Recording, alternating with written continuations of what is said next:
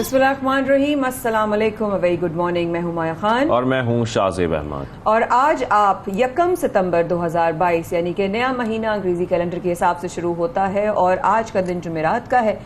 देखते हैं आज पाकिस्तान में क्या हो रहा है और आज हम सबसे पहले पाकिस्तान में 92 न्यूज़ से बराह रास्त आपके साथ क्या डिस्कस करने वाले हैं। लेकिन सबसे पहले हम ये बताएंगे आहिस्ता आहिस्ता आपको कि कहां कहां हमारे नुमाइंदे कैसे कैसे वहां पर हमें अपडेट कर रहे हैं। लेकिन बहुत कुछ हो रहा है शाहजेब। कल जो है इमरान खान साहब भी जो है वो अदालत में गए, उनका जो बयान था उसके वाले से भी बातचीत होगी आगे जाके प्रोग्राम में। सैलाब इस वक्त हमारे लिए सबसे ज्यादा प्रायोरिटी थी, है और रहेगी जब तक हम इस चैलेंज से नहीं निकल जाते। सबसे पहले अगर बताएं तो सिंध में सैलाब की जो सिचुएशन है शाहजेब, बिल्कुल अलार्मिंग हो भी रही है और जो अब तक नुकसान पहुंचा है वो भी बहुत ज्यादा नुकसान पहुंचा है और अभी तक सिंध भर में सैलाब ने तबाही मचा रखी है। इसके मनाजिर आपको रोजाना की बुनियाद पर हम दिखा भी रहे हैं। जिला दादो से सबसे ज्यादा मुतासर है, जहां तहसील खैरपुर, नातन शाह और जोही मुकम्मल तौर पर डूब चुका है। इसके साथ हजारों अफराद बेघर भी हो गए हैं, उनका सामान जो है वह सैलाब में बह गया है। फिर उसके जिस तरीके से आपको फुटेज में भी दिखा रहे हैं कि मुख्तलिफ गाँव से रेस्क्यू टीम जो है उनको कश्ती में सवार करके खुश्की पर पहुंचा रही हैं या ऐसी ऊंचाई जगह पर पहुंचा रही हैं जहां पर एटलीस्ट वो सेफ रहें या अपना खाना पीना कर सकें, वहां पर उनको अशिया पहुंचाई जा सके। उनके पूरे पूरे गांव डूब चुके हैं। पाक फौज के दस्ते अपनी जान पर खेलकर वहां पर कोशिश कर रहे हैं तमाम लोगों को रेस्क्यू करने की, मुतासरीन को महफूज मकामात पर मुंतकिल किया जा रहा है। तो इस वक्त पाक फौज जो रिलीफ ऑपरेशन उनका जारी है, इस हवाले से हम पहले अपडेट कर देते हैं। बिल्कुल ऐसा ही है। पाक फौज के साथ इस वक्त हमारे नुमाइंदा 92 न्यूज मौजूद हैं, सज्जाद पाशा, जो कि इस वक्त जोही के इलाके में कश्ती सवार हैं और वो साथ साथ हमें चूंकि पाक फौज का उनको जो है सपोर्ट हासिल है और वो इस वक्त हमें अपडेट कर रहे हैं। आइए जानते हैं इस वक्त ज़ेरे आब इलाकों में क्या सिचुएशन है, क्या सूरत हाल है। सज्जाद पाशा साहब जरा प्लीज हमें बताइएगा।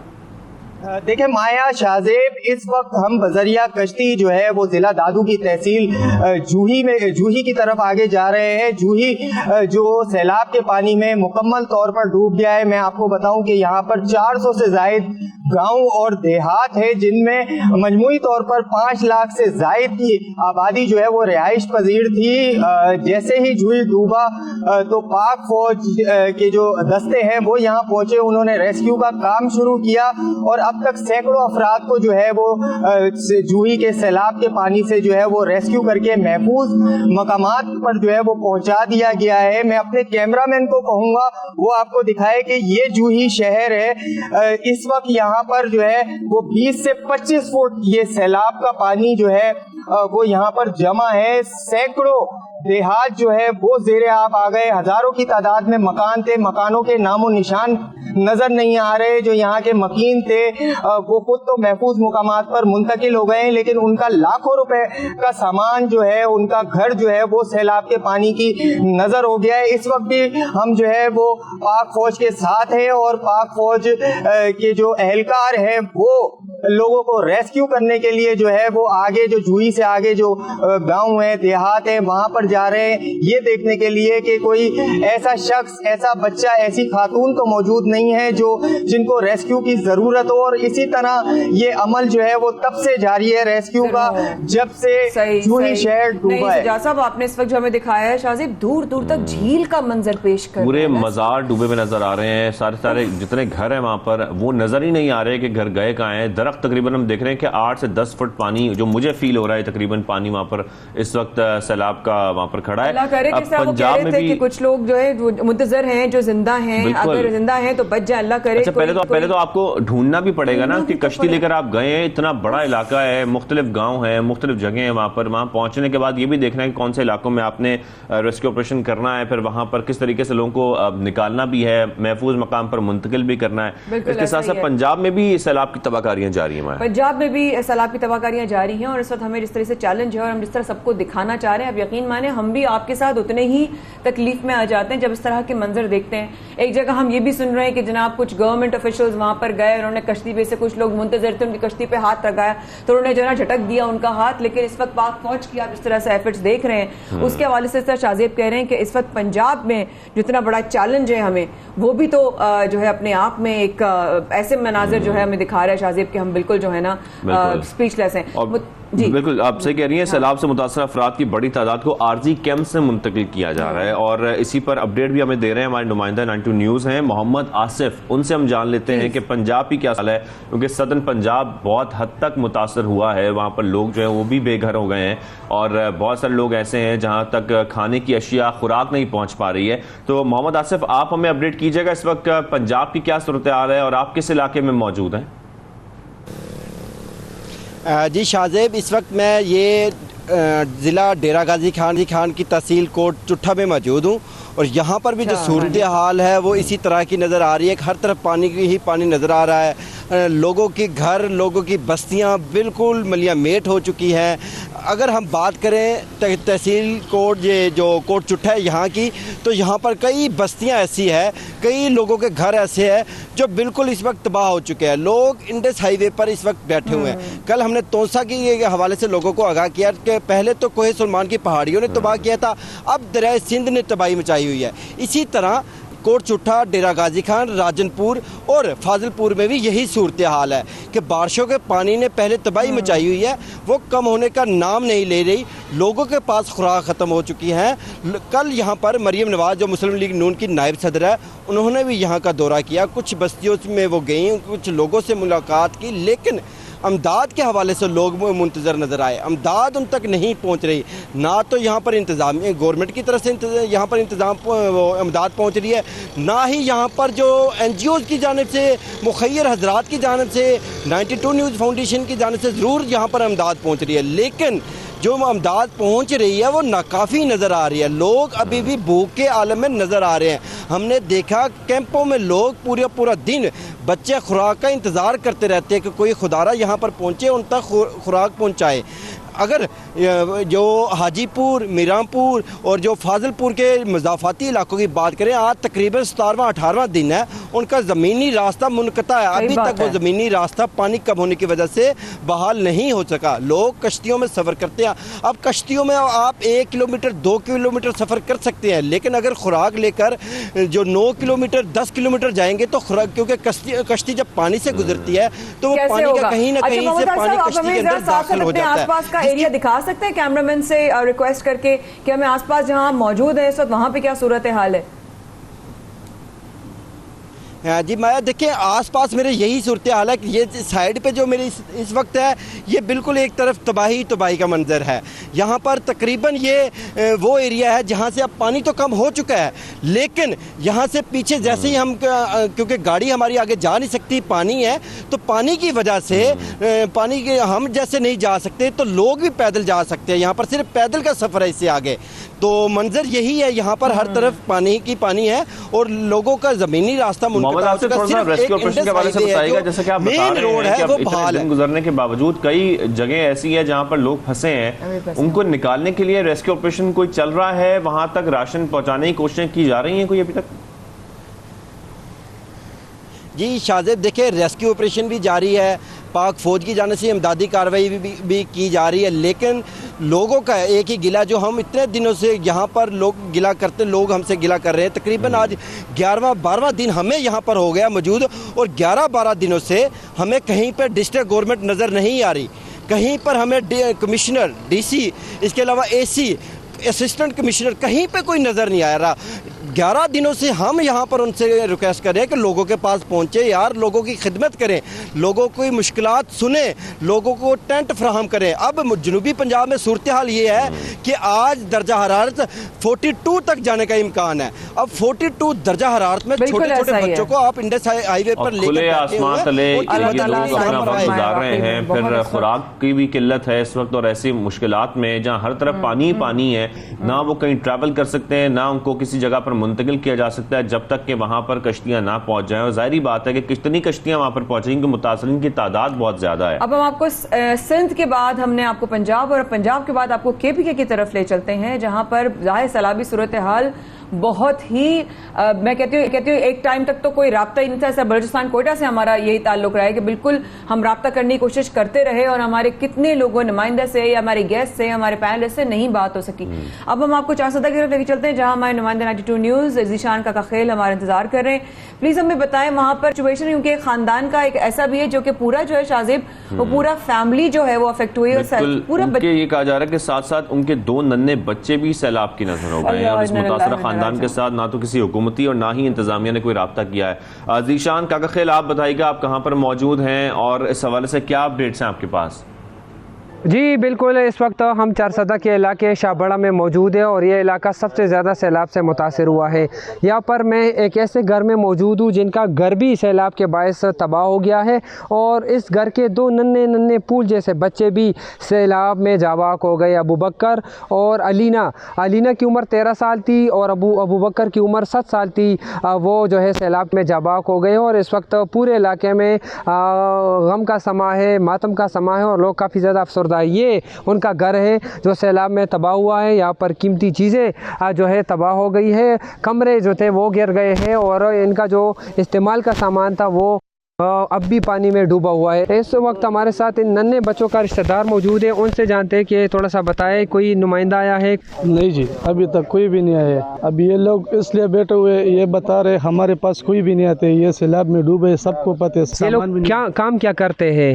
ये लोग जमींदार है, बहुत ज्यादा गरीब है इसका। ठीक है, इसका ये कल काम पर नहीं जाएगा तो रात को भूखा इसका घर में कुछ नहीं होते। तो बस ये अपील करते हम इसके साथ कुछ ना कुछ तावन होना चाहिए। जी बिल्कुल, जैसा कि आपने इन बच्चों के पड़ोसी और रिश्तेदार से सुना कि ये लोग इंतहाई गरीब है और अब इनका घर भी जो है वो तबाह हो गया है और इनके 2 बच्चे भी जो है वो अल्लाह को प्यारे हो गए। ये लोग मुतालबा कर रहे हैं कि कोई इंतज़ामिया और हुकूमती एहलकार आए और इनकी किसी हद तक जो है वो इमदाद का ऐलान करे। बहुत शुक्रिया ज़ीशान काका खेल, आपने दिखाया। लेकिन इतने दुख के साथ अल्लाह ताला इन माँ बाप को, इन पूरी फैमिली को सब्र दे और बच्चों के लिए जो है बेहतरीन मामलात हों। कितनी तकलीफ के बाद इस तरह वो रह रहे हैं, इस तरह वो टेंट लगाया हुआ है, जिस तरह उनके घर में पानी है, सब हो जाता है, लेकिन अपनों का जो खोने का दुख होता है वो उसका कोई भी जो है उसकी मलामत नहीं कर सकता और उसका कोई भी मेरा ख्याल है उसका रिटर्न है ही नहीं किसी चीज़। कुछ भी कर लें आप, तो गवर्नमेंट को चाहिए कि जहां हाईलाइटेड है कम से कम वहां तो कम से कम जाएं। बलूचिस्तान की तरफ आपको लेके चलते हैं जहां तबाकारियों का जो नंबर है वो सबसे ज़्यादा है। बलूचिस्तान में सैलाब मुतासरीन बच्चे भूख से मरने लगे हैं, अल्लाह रहम करे। भाग में जनाब सैलाब में एक जो है घेरे खानदान की मासूम बच्ची भूख से जहां बहक हो, क्योंकि खाना नहीं पहुंच पा रहा, खुराक नहीं पहुंच पा रही, मेडिसिन नहीं पहुंच पा रही, मदद नहीं पहुंच पा रही। इलाके के 10 रोज बाद भी दीगर इलाकों में राब्ता बहाल ना हो सका। बिल्कुल, अब पहाड़ी इलाकों के बारे में फिर भी ये कहा जाता है कि वहां पर पानी गुजर जाता है, नुकसान वो जरूर पहुंचाता है लेकिन गुजर जाता है, बह जाता है, निकल जाता है। जो मैदानी इलाके हैं वहां पर सबसे बड़ी प्रॉब्लम यह है कि पानी रुक चुका है और अभी तक जमा है और कई फुट पानी वहां पर इस वक्त बह रहा है और जिसकी वजह से घर भी मुतासर हो गए हैं। लोगों की राब्ता जो है मुख्तलिफ इलाकों से वो टूट चुका है। जाहिर बात है जो सड़कें हैं तमाम वो मुतासर हो चुकी हैं, पूरा इलाका पानी में डूब चुका है इस वक्त और तदफीन के लिए भी जगह नहीं बची है। मुख्तलिफ इलाके अब भी पानी में डूबे हुए हैं। हमारे नुमाइंदे हैं 92 न्यूज़ के फजल तवाब, उनसे हम अपडेट हासिल करेंगे। फजल, आप बताइएगा बलूचिस्तान में इस वक्त क्या सूरत हाल है? सबसे ज्यादा मुतासर बलूचिस्तान है और अभी भी वहां पर जो मनाजर हम देख रहे हैं ये बड़े खौफनाक मनाजर हैं, आप हमें अपडेट कीजिएगा प्लीज। है कि बलूचिस्तान में हालिया मानसून तूफ़ानी बारिशों और सैलाबी सूरत हाल ने तबाही मचा दी और तबाही की नई तारीख जो है वो रकम कर दी गई है। जहाँ सूबे के मुख्तलिफ अजला में तबाहकारियाँ हुई हैं, वही कोयटा के नवाई इलाकों में भी सैलाबी रेले आने के बायस कच्चे मकाना जहाँ तबाह हुए वहीं पक्के मकाना जो है वो भी ज़मीन बोस हो चुके हैं। मैं इस वक्त नवाई इलाके नवा किली के बाईपास में मौजूद। यहाँ पर आप देख सकते हैं कि मासूम बच्चे, ये खातून जो है ये इस वक्त उस मलबे तले जो सामान दब चुका है कोशिश कर रही है कि वो सामान को जो है वो निकाले। इतना नुकसान अम्मा आपका हुआ है, कुछ भी तो यहाँ पे नज़र ही नहीं आ रहा।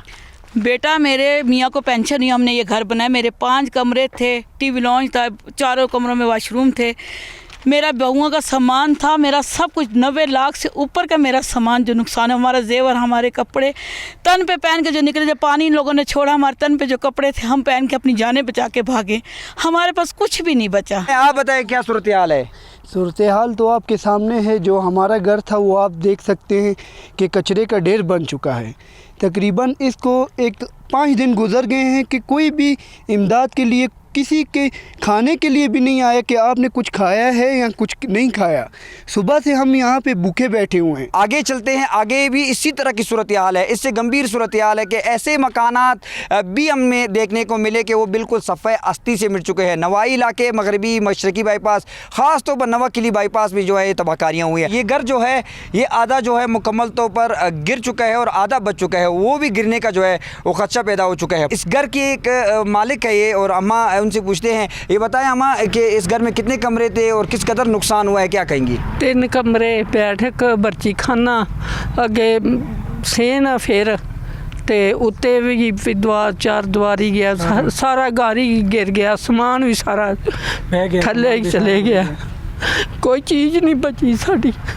असी अपना घर बेच के तो फिर इत्थे बनाया असी गरीब बंदे। जी बिल्कुल, यकीनी तौर पर यहाँ पर इतनी बड़े पैमाने पर बर्बादी हुई है, नुकसानात हुए हैं कि यहाँ पर आंख अश्कबार है, क्योंकि इन लोगों का यही आशियाना था, यही ज़िंदगी भर की जमा पूंजी थी जो सैलाबी रेले में बहकर ख़त्म हो चुकी है। यहाँ पर एक और ख़ातून मौजूद है, उनसे भी बात करते हैं कि कैसा घर था यहाँ पर आपका, और कितना सामान था, और कितने बच्चे हैं, और किस तरह खुले आसमान तले आप लोग ज़िंदगी गुजार रहे हैं, क्या कहेंगी? जी, मेरे 5 बच्चे हैं, मेरा शादीशुदा बेटा भी हमारे साथ था। ये हमारा घर था, 2 प्लाट थे हमारे, किस्तों पे हमने लिए हुए थे, मेरे बच्चे किस्तें दे रहे थे। अभी भी 1.5 लाख रुपया हमारा किस्तों का रहता था। फिर मैंने अपनी, मैं सामान इंडस्ट्री की मुलाजिम थी, मैंने अपने पैसे से जो भी जमा पूंजी थी 28 साल से, वो मैंने सारी इस घर में लगा दी। मेरा घर भरा हुआ सामान से, मेरे बेटे की 6 महीने पहले शादी, उसका नया सारा सामान गया। मेरे दूसरे बेटे का प्लाट चला गया, वो हॉस्पिटल में दाखिल है, टेंशन से कुछ भी नहीं बचा हमारे पास, सिर्फ ये कपड़े जो पहने हुए थे ये बच्चे। कई इलाके ऐसे हैं, कोयटा के नवाई इलाके, जहाँ पर कच्चे मकानात जो है वो सैलाबी रेले में बिल्कुल सफ़े हस्ती से मिट चुके हैं, और पक्के मकानात ऐसे हैं जो मुकम्मल तौर पर मुनद्दिम हो चुके हैं और सामान जो है वो नीचे दब चुका है। इस घर का मालिक भी मौजूद है, बात करते हैं किस कदर नुकसान हुआ है, क्या कहेंगे? हुकूमत ने आपकी मदद की? हुकूमत ने अभी तक कुछ मदद नहीं की है, कुछ मदद भी नहीं की है। हम खुद कोयले का मजदूरी, ये मकान सब ये जमा पूंजी था, ये सारा गिर गया, पानी में बहा ले गया। अभी तक हुकूमत, गवर्नमेंट ने कुछ भी नहीं दिया, ये एक तरपाल दिया, इसमें कुछ न खाने का, न वो, न ये, न कुछ। आज 6ठा दिन ने इस गवर्नमेंट ने हमसे ये पूछा भी नहीं है कि ये मकान किसका है, इधर न कोई आया है। तमाम मुतासरीन की बातें आपने सुनी। एक ही अपील की जा रही है कि जो भी हमारा आशियाना था, जो भी हमारा सामान था, वो सैलाबी पानी का नज़र हो चुका है, लिहाजा हुकूमत से इमदाद की अपील करते हैं। फजल तवाब हमें सिचुएशन दिखा रहे थे बलूचिस्तान की, जो इंतहाई दर्दनाक है और यकीनी तौर पर बहुत ही अफसोसनाक है। मेरे ख्याल में इस वक्त सबसे ज़्यादा ज़रूरत बलूचिस्तान को है, वहाँ की इंतज़ामिया, वहाँ की हुकूमत ये कोशिश करे कि जितने लोगों के घर तबाह हो गए हैं, जिस तरीके से लोग रो रहे हैं क्योंकि उनकी ज़िंदगी की जमा पूंजी, उनका तमाम उनकी प्रॉपर्टीज़, उनका सामान सब कुछ बह चुका है, और सिर्फ जैसे कि वो खातून कह भी रही थी कि उनका सिर्फ जो उन्होंने कपड़े पहने से वो बच्चे, इसके अलावा कुछ नहीं बचा। तो मेरे ख्याल में ऐसे में खुराक की किल्लत भी वहाँ पैदा हो गई है और मुश्किलात का सामना है बलूचिस्तान के लोगों को। वहाँ पर इस वक्त लोगों को ज़रूरत है सपोर्ट की, और ख़ास तौर पर मेरे ख्याल में गवर्नमेंट्स को मिलकर ये कोशिश करनी चाहिए कि बलूचिस्तान के लोगों को वहाँ से रेस्क्यू भी किया जाए अगर ज़रूरत है, या फिर उनका खाना पहुँचाया जाए, उनका जो नुकसान हुआ है उसका इजाला किया जाए। लेकिन इसी मामले पर मजीद बात भी करनी है बलूचिस्तान के हवाले से। बलूचिस्तान के कचन शोरान से मुंतखब रुकन बलूचिस्तान असम्बली सरदार यार मोहम्मद रिन साहब हमारे साथ मौजूद है, उनसे हम बात करेंगे। सरदार साहब, सर अस्सलाम वालेकुम। सर, सबसे पहले तो ये बताइएगा कि आपके इलाके में सैलाब की इस वक्त क्या सूरत हाल है? बिस्मिल्लाहिर्रहमानिर्रहीम। देखिए जी, हमारे यहाँ तो जो सैलाब सबसे पहले कच्ची ज़िले में आया और हमारी नदी नालों में आया। हमारे यहाँ सिचुएशन ये है अल्लाह की एक मेहरबानी, तकलीफ तो है सब कुछ, मगर हमारे यहाँ पानी आके चला जाता है क्योंकि पहाड़ी इलाके, पहाड़ी सिलसिले, पानी रुकता नहीं है। वो उसका रुख जो होता है वो नीचे इलाकों की तरफ। मसलन इस वक्त जो सूरत हाल बनी हुई है सिंध के अंदर, नसीराबाद के अंदर, लाड़काना, कंबर, शहदाद कोट, ये सारा पानी जो है ये जो वहाँ से इवन ज़ियारत हरनाई से सिब्बी होते हुए यही पानी जो है वो ट्रेवल करता करता आखिर में सिंध की तरफ और मंशूर लेक की तरफ चला जाता है। तो हमारे यहाँ तबाही तो मैं लफ्ज़ नहीं इस्तेमाल करूँगा बार बार, मगर बहुत हमारे नुकसानात हुए हैं। हज़ारों घर हमारे उजड़ गए हैं। हमारे कैनाल सिस्टम जो वहाँ फ्लड का जो कैनाल सिस्टम है वो बड़ी मेहनतों से और बड़ी मुश्किलों से हमने लोगों ने अपने बनाए हुए हैं। उनके घर, उनके सदियों से वो जो लोग बैठे हुए थे और ऊंची ज़मीनों पे भी बैठे हुए थे, इस दफ़ा इस तरह का जोर आवर एक सैलाब आया, इतना ज़्यादा पानी आया कि उनके घर, उनके माल, उनके मवेशी सारे चले गए। बात यह है कि ये जो सूरत हाल आज बनी है वो एक दिन के लिए नहीं थी। इस 2010 में भी हमारे यहाँ सैलाब आया था, 2012 में भी इसी तरह की तबाही आई थी, मगर हमारे हुक्मरान हमेशा उनकी अपनी तरजीहात होती हैं। बलूचिस्तान के अवाम, बलूचिस्तान के लोग, बलूचिस्तान के वसाइल, उनकी तरजीह नहीं होती है। उनको जब आते हैं तो उनके अपनी एक एजेंडा लेके बलूचिस्तान गवर्नमेंट में आते हैं, जैसे मौजूदा हुकूमत है। अब हमारे इलाकों में ये जो रिजिस थी, जहाँ नदी नाले थे, नाले हैं, परमानेंट नाले हैं। अब सुकलेजी रिवर है, मूला रिवर है, बोलान रिवर है, ये तो नोन रिवर है पूरे बलूचिस्तान की। इन पे डैम बन सकते थे। बोलान का डैम गवर्नमेंट ऑफ बलूचिस्तान ने अप्रूव किया है। क्या इन हवाले से एक अवामी आदमी, एक अवाम को रिप्रेजेंट करने वाले आपका इस वक्त क्या एक्टिविटीज, क्या आप समझते हैं कि हम आप लोगों का किरदार होना चाहिए, या आप लोग क्या अपनी तरफ से कोशिशें कर रहे हैं? जी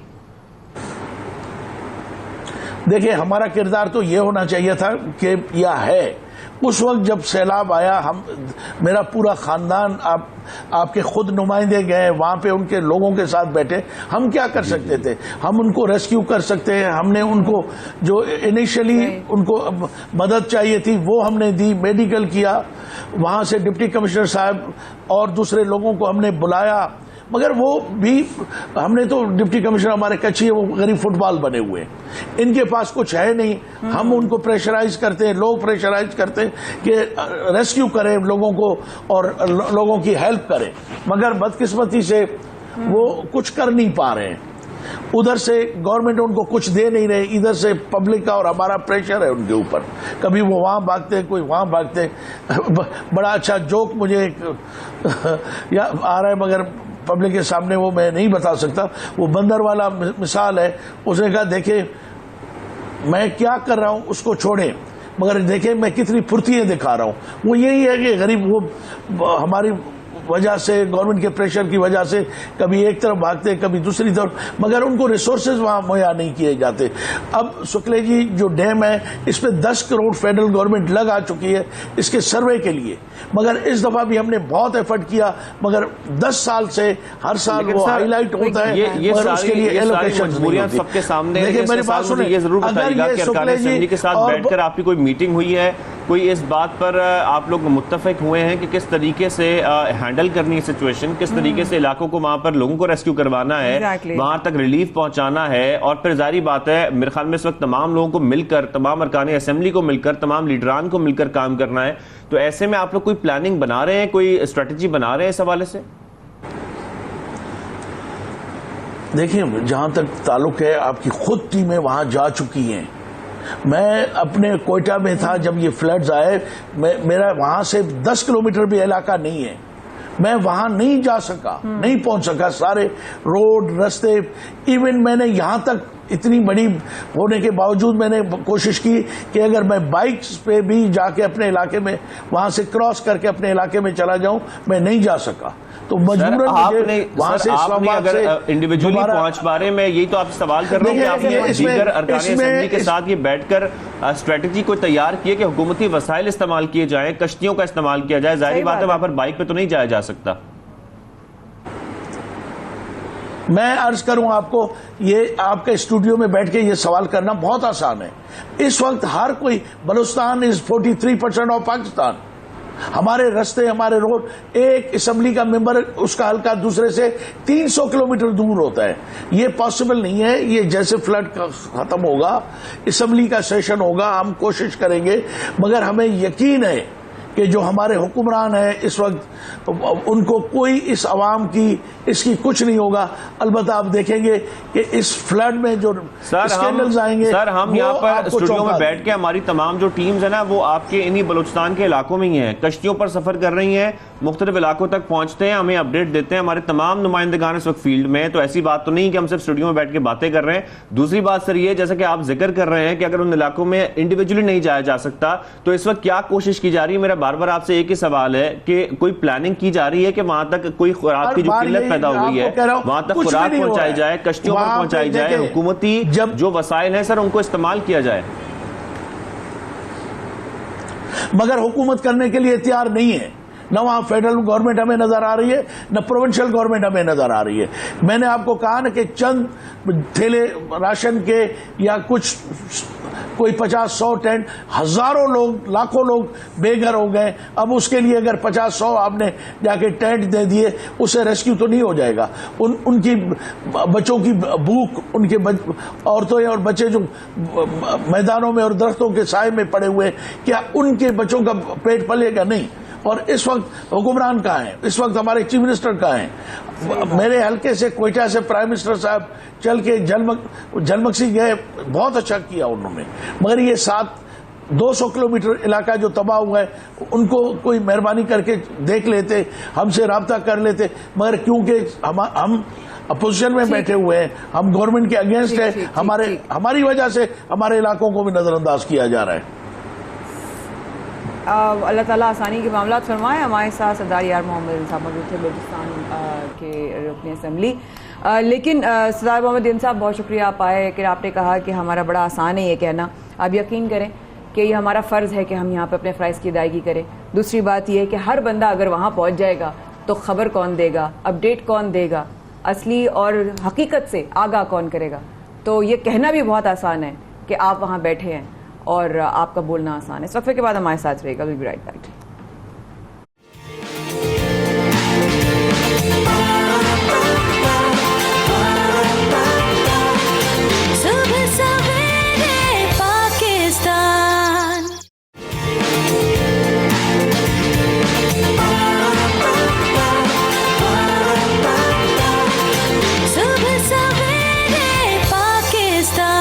वेलकम बैक। आप देख रहे हैं सुबह सवेरे पाकिस्तान, माया खान और शाहज़ेब अहमद के साथ। ब्रेक से पहले जिक्र हो रहा था बलूचिस्तान का, बलूचिस्तान की सूरत हाल का, लेकिन इस सारी सूरत हाल में हम ये भी देख रहे हैं कि सैलाब से तो मुतासर लोगों के घर भी हुए हैं, सामान भी हुए हैं, लोगों की जिंदगियां भी इसमें जा चुकी हैं। लेकिन इसके साथ साथ जो मुख्तलिफ बीमारियां फैल रही हैं उसमें मुसलसल इजाफा हो रहा है। वबाई अमराज फैलने का जो खदशा जाहिर किया जा रहा था उसमें अब हम देख रहे हैं कि बहुत सारे केसेस सामने आ रहे हैं। साफ पानी और खुराक की अदम दस्तियाबी और माहौलियाती आलूदगी की वजह से सैलाब ज़दगान मुख्तलिफ पेट की और जल्द की बीमारियों में मुब्तला हो रहे हैं, केसेस सामने आ रहे हैं। आप लोगों को याद होगा हम बार बार इस बात का जिक्र कर रहे थे कि अभी चैलेंजेस हमारे खत्म नहीं हुए। एक चैलेंज था कि आने वाला है, बारिश का जो पानी होगा या सैलाब की सूरत हाल होगा या लैंडस्लाइडिंग होगी, ये तमाम चैलेंजेस हमें होता है कि होने वाले हैं।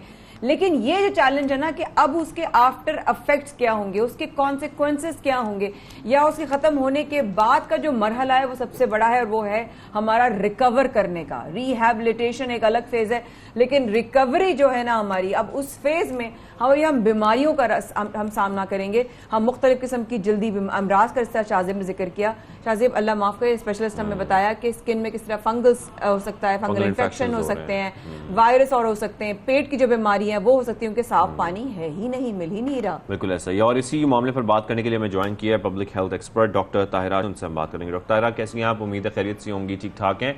डॉक्टर साहब, जिस तरीके से हम देख रहे हैं मलेरिया हैजा फैल रहा है, सैलाब ज़दगान की जिंदगियों का तहफ़्फ़ुज़ यकीनी बनाना बहुत ज़रूरी है, ये कैसे मुमकिन होगा फिर?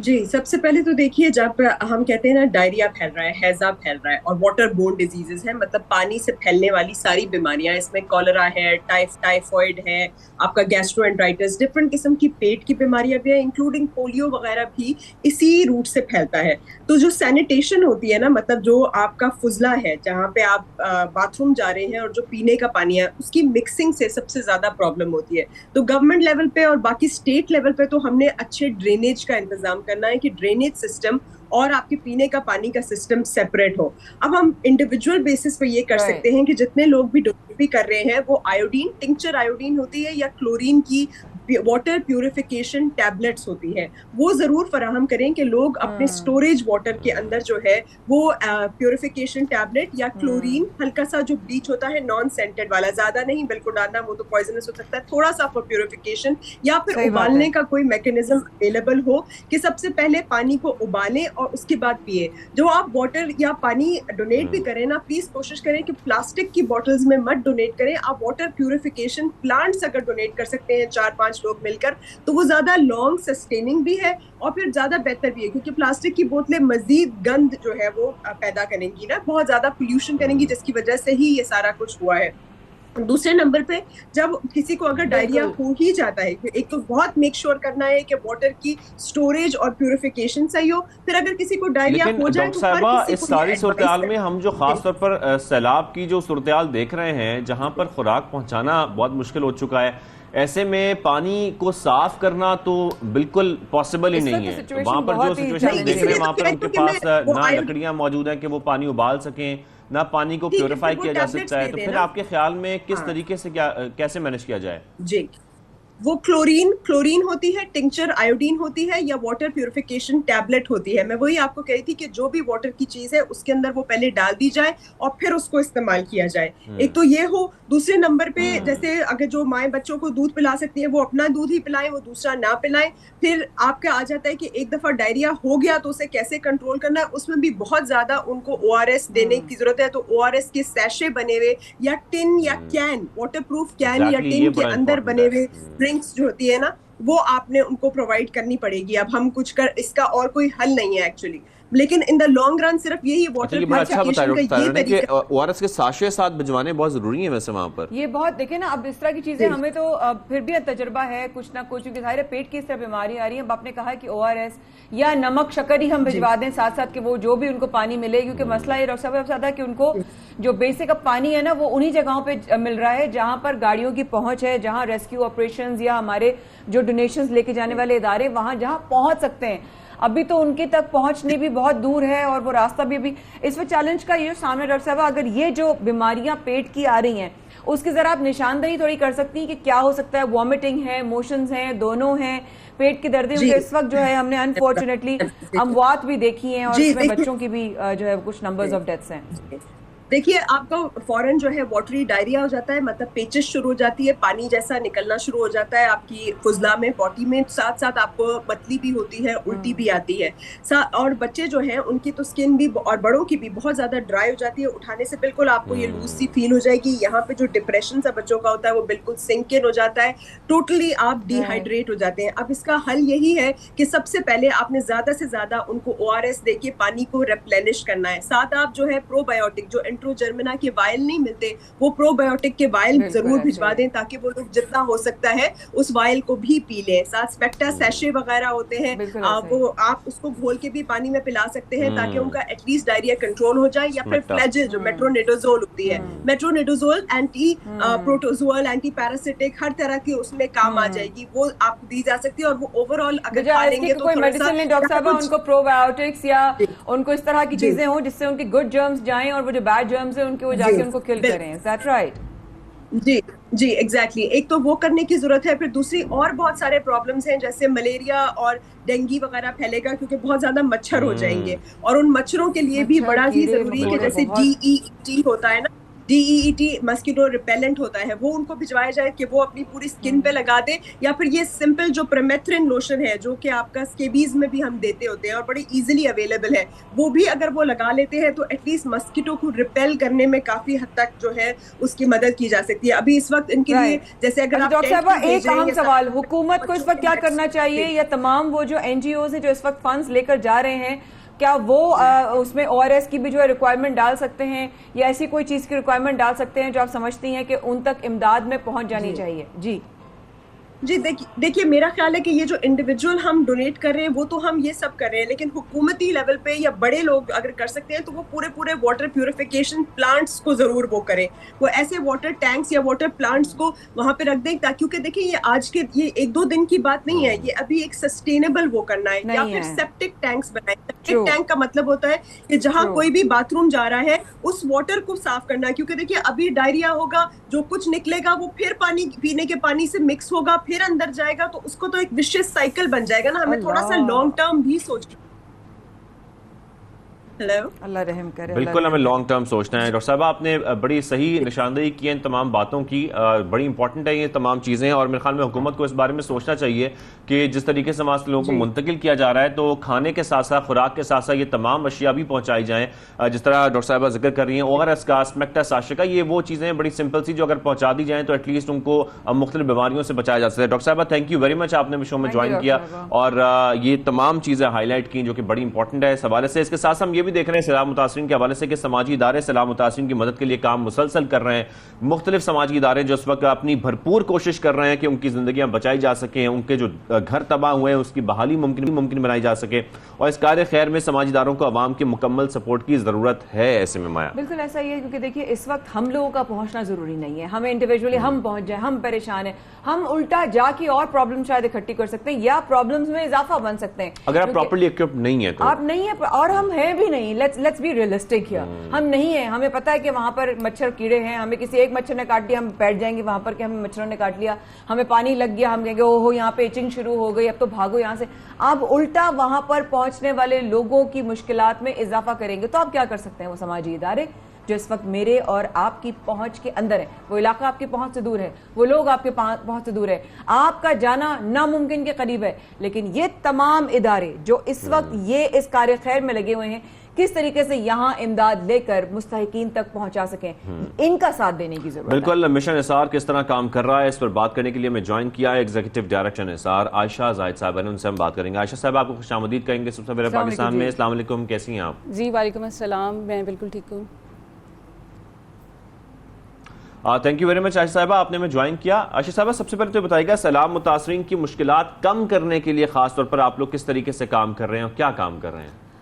जी सबसे पहले तो मैं शुक्रिया अदा करना चाहूँगी 92 टीवी का और आपकी मैनेजमेंट का, जिन्होंने हमें मौका दिया कि हम यहाँ पर आकर एक अपील कर सकें और लोगों को बता सकें कि हम क्या कर रहे हैं, और ये जो इस वक्त एक पैंडमिक की एक कैटास्ट्रफी की सिचुएशन है, इसके अंदर हम हेल्प कर सकें। बेसिकली मैं इस वक्त रिप्रेजेंट कर रही हूँ all Pakistan private sector universities की एसोसिएशन है एप्सप के नाम से, पामी जो कि private sector university private sector medical और डेंटल एसोसिएशन है, और उसके साथ साथ सुपीरियर रिसर्च फाउंडेशन। हम इन तीनों इदारों ने मिलकर एक मिशन निसार के नाम से एक फ्लड रिलीफ फ़ंड कायम किया है, जिसका मकसद जो है वो ये है कि इस आफत के टाइम के अंदर हमारे जो पाकिस्तानी भाई हैं जो मुश्किलात के अंदर हैं, उनके लिए ना सिर्फ हम रिलीफ बल्कि रिहेबिलिटेशन का काम भी जो है वो कर सकें। प्रोफेसर डॉक्टर चौधरी अब्दुल रहमान साहब जो कि प्रेसिडेंट हैं पामी के और चेयरमैन हैं एप्सप के, उन्होंने ये इनिशिएटिव लिया है और वो हमेशा से इस बात पे बिलीव करते हैं कि कलेक्टिविज़म के ऊपर बात करते हैं, इंक्लूसिविटी पे, और उनका ये ख्याल है कि जो यूनिवर्सिटीज़ हैं उनका काम सिर्फ नॉलेज क्रिएशन नहीं है, बल्कि उसके साथ साथ उनका ये भी काम है कि वो इकॉनमी के अंदर सोशल और इकोनॉमिक इम्पैक्ट कैसे क्रिएट कर सकते हैं। तो इसी चीज़ को लेकर उन्होंने जब पैंडेमिक आया तो उस वक्त भी हमने मिशन निसार उस वक्त हमने इसकी बुनियाद रखी, और उस वक्त पैंडेमिक के अंदर हमने लोगों को के लिए रिलीफ ऑपरेशंस किए, फूड ड्राइव्स की, उनके लिए मेडिसिनल कैंप्स लगाए। और अभी जो करंटली हमारा जो मिशन निसार रिलीफ फ़ंड है, इसको बनाने का मकसद ये था कि पाकिस्तान के अंदर जो हमारा एसेट है वो हमारी यूथ है, और यूथ आपकी जो है उसके अंदर वॉलंटियरिज्म जो है उसको इनकलकेट करना बड़ा ज़रूरी है। तो प्राइवेट सेक्टर की जो यूनिवर्सिटीज़ और कॉलेजेस थे वो आगे आए, उन्होंने इनिशिएटिव लिया, उन्होंने कहा कि हमें इसमें काम करने की ज़रूरत है। तो हमने इस वक्त जो है पाकिस्तान के अंदर 242 प्राइवेट सेक्टर की यूनिवर्सिटीज़ हैं, जिसके अंदर 100+ जो है वो प्राइवेट सेक्टर यूनिवर्सिटीज़ हैं जो अपना रोल प्ले कर रही हैं। तो under the leadership of professor doctor Chaudhary Abdul Rahman sahab, हमारे जो डिफरेंट चैप्टर्स हैं, पंजाब में है, KPK में है, फेडरल में है, सिंध चैप्टर है, हम सब चैप्टर्स की जो ऑर्गेनाइजेशंस हैं, जो कॉलेजेस हैं, जो यूनिवर्सिटीज़ हैं, वो सब मिलकर हमने अपने स्टाफ को, अपने स्टूडेंट्स को और अपनी फैकल्टी को हमने मोबिलाइज़ किया है, और हम जो है वो फ्लड के लिए, फ्लड रिलीफ के ऊपर काम करें। अच्छा, यहाँ पर ये बात बड़ी ज़रूरी है, जैसे अभी थोड़ी देर पहले आपके प्रोग्राम में बात हो रही थी कि हमें दो तरह से चीज़ों को लेकर चलने की ज़रूरत है। एक तो ये कि अभी पानी आ गया है तो क्या चाहिए, और जब ये पानी उतर जाएगा तो उस वक्त क्या चाहिए। तो ये जो mission Nisar flood relief fund है, इसके अंदर हम 2 prong स्ट्रैटेजी पे काम कर रहे हैं। एक तो हम काम करेंगे कि इमीडिएट रिलीफ के ऊपर, जिसके अंदर हमारी जो टीम्स हैं वो ऑलरेडी इन सब एरियाज़ के अंदर जो 116 यूनिट्स हैं उनके अंदर मौजूद हैं, और फ्लड रिलीफ एक्टिविटी का काम कर रहे हैं। हम लोग जो हैं वो फूड वहाँ पे ड्राई फूड हम वहाँ पर पहुँचा रहे हैं, क्योंकि जो कुक फूड है वो और ज़्यादा बीमारियाँ जो है वो पैदा करेगा। इसके साथ साथ हम लोग जो हैं वो वहाँ पे हमारे जो मेडिकल कैंप्स हैं हमने वो इनिशिएट किए हैं, जहाँ पे हम लोगों को जो है वो free medicine, free health care checkup जो है वो उसके ऊपर हम फैसिलिटी प्रोवाइड करें। और उसके अलावा जो मेजर काम जो अभी आने वाला है वो ये है कि जब ये पानी उतर जाएगा और ये जो सारी फैमिलीज़ हैं जिनके पास ना खाने के लिए कुछ है, जिनके पास घर नहीं है, जिनका जो कारोबार है वो तबाह हो चुका है, इन सब लोगों के लिए रिहेबिलिटेशन में हम क्या कंट्रीब्यूट कर सकते हैं। तो इस सिलसिले में जो मिशन रिलीफ। अच्छा आयशा साहबा, रिहेबिलिटेशन का जब हम जिक्र कर रहे हैं, आप लोग मुख्तलिफ इनिशिएटिव्स ले रहे हैं, ये बहुत अच्छी बात है, लेकिन इसमें ये इंश्योर करना बहुत जरूरी है कि नीडी लोग वहां पर कौन से हैं, उनकी निशानदही करना, वो डाटा सारा इकट्ठा करना, इसके लिए खास तौर पर बिल्कुल कि डोनेशंस वहां पर किनको पहुंचानी है, किनकी क्या जरूरत है, इसका इस हवाले से आप लोगों ने पूरा डाटा ऑब्वियसली तैयार किया होगा, तो इसमें क्या प्लानिंग है आप लोगों की? जी बिल्कुल, इसी सिलसिले में ये है कि हमारी टीम्स वहाँ पे ऑन ग्राउंड मौजूद हैं। हमने कम्युनिटीज़ और यूनिट्स जो है वो आइडेंटिफाई किए हैं, और वंस ये रिलीफ का ऑपरेशन है, इसके साथ साथ जो रिहेबिलिटेशन का काम होगा उसके अंदर हम क्या करेंगे कि हम 25,000 से लेकर 50,000 तक लोगों को जो है वो एक तरह से फाइनेंशियल असिस्टेंस जो है वो प्रोवाइड करेंगे, ताकि वो जो अपना कारोबार है वो उसको दोबारा से शुरू कर सकें और अपने पाँव पे खड़े हो सकें। और उसके साथ साथ हम जो है वो छोटे घर उनको बना कर देंगे, और वो जो छोटे घर होंगे ताकि उनका एक परमानेंट शेल्टर उनके लिए जो है वो क्रिएट हो सके। इस सिलसिले में एप्सप ने तकरीबन 500 मिलियन का जो है वो बजट एक जो है वो इसके लिए एलोकेट किया है, और इस वक्त अक्रॉस पाकिस्तान जितनी भी प्राइवेट सेक्टर की यूनिवर्सिटीज़ हैं और जो मेडिकल और डेंटल कॉलेजेस हैं उनके जो स्टूडेंट्स हैं उन एरियाज़ के अंदर भी मौजूद हैं, और हम फंड रेजिंग भी कर रहे हैं। और एट द सेम टाइम हम ये भी आपके प्रोग्राम की तवज्जो से जो लोग हमें इस वक्त देख रहे हैं उनसे हम ये अपील करना चाहेंगे कि ये वो टाइम है कि जब हमें आपकी ज़रूरत है, जब हमारे पाकिस्तानी भाइयों को हमारी ज़रूरत है, हम सबको आगे बढ़ने की ज़रूरत है, और जो कुछ हमारे पास है इसार का जज्बा रखते हुए हमें उसको कंट्रीब्यूट करने की ज़रूरत है। और एक और चीज़ मैं आपके साथ शेयर करूं कि हम चूँकि एजुकेशनल इंस्टीट्यूशंस की ये इदारा है, तो हम लोगों ने स्पेशल स्कॉलरशिप्स जो हैं और स्पेशल कोटाज़ भी इन एरियाज़ के जो लोग हैं उनके लिए हमने जो है वो अनाउंस किए हैं, ताकि लोगों की जो तालीम की ज़रूरत है उसको भी हम पूरा कर सकें। और इसके साथ साथ हमने जो इंडस्ट्री है, जो कॉर्पोरेट सेक्टर है, उसको भी हमने ऑन बोर्ड लिया है, ताकि हम लोग जो है वो एक इंक्लूसिव अप्रोच को लेते हुए हम सारे स्टेक होल्डर्स को साथ लेकर चलें और इसको करें। इसके साथ साथ अभी आयशा साहबा, जो घरों की बहाली का खास तौर पर काम है, इसमें आप लोगों का टारगेट क्या है? फंड्स के मुताबिक बात की जाए या ये बात की जाए कि आप लोगों का टारगेट आप लोगों ने जो सेट किया है वो क्या है, कि कितने घरों की बहाली करनी है, किस तरीके से उनको अकोमोडेट करना है? जी कम अज़ कम हम जो है जो हम टारगेट करें वो ये है कि अबाउट 500 घर जो है वो हम लोगों को जो है वो बना कर देंगे।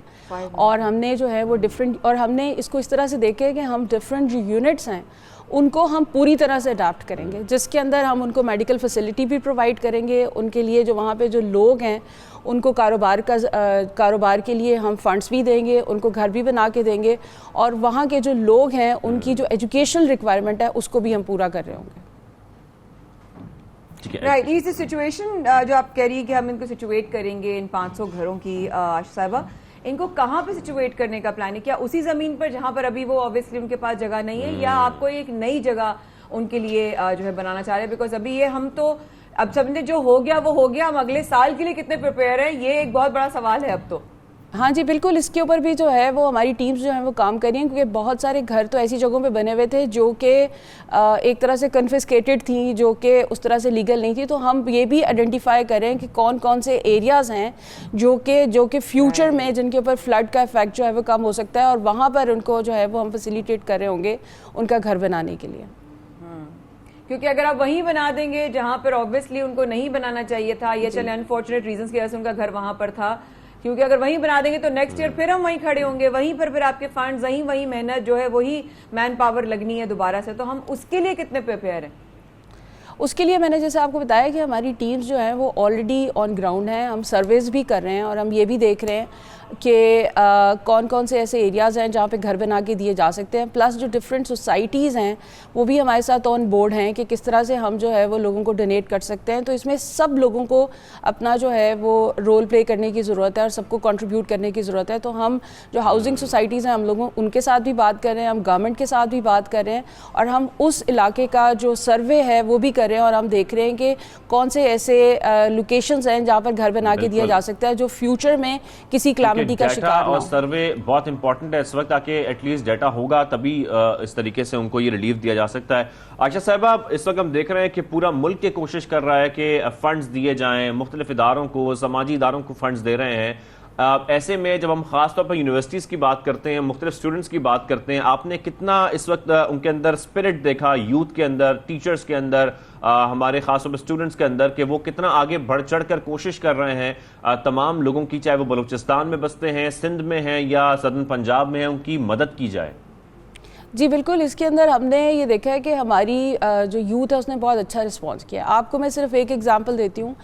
जैसे मेरा ताल्लुक जो है वो सुपीरियर यूनिवर्सिटी से है, तो सुपीरियर यूनिवर्सिटी और सुपीरियर ग्रुप में इस वक्त तकरीबन यूनिवर्सिटी के 12,000 स्टूडेंट्स और ग्रुप के जो हमारे कॉलेजेस हैं उसके तकरीबन 50,000 स्टूडेंट्स जो हैं वो इस वक्त डायरेक्टली इन्वॉल्व और इंगेज हैं फंड रेजिंग के अंदर और रिलीफ ऑपरेशंस के अंदर।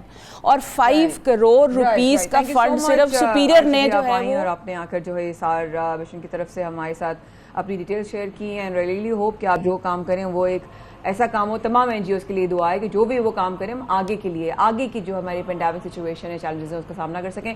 शाज़ेब और माया हैं आप लोगों के साथ इस वक्फे के बाद भी। Please do stay with us, हम अभी वापस आते हैं।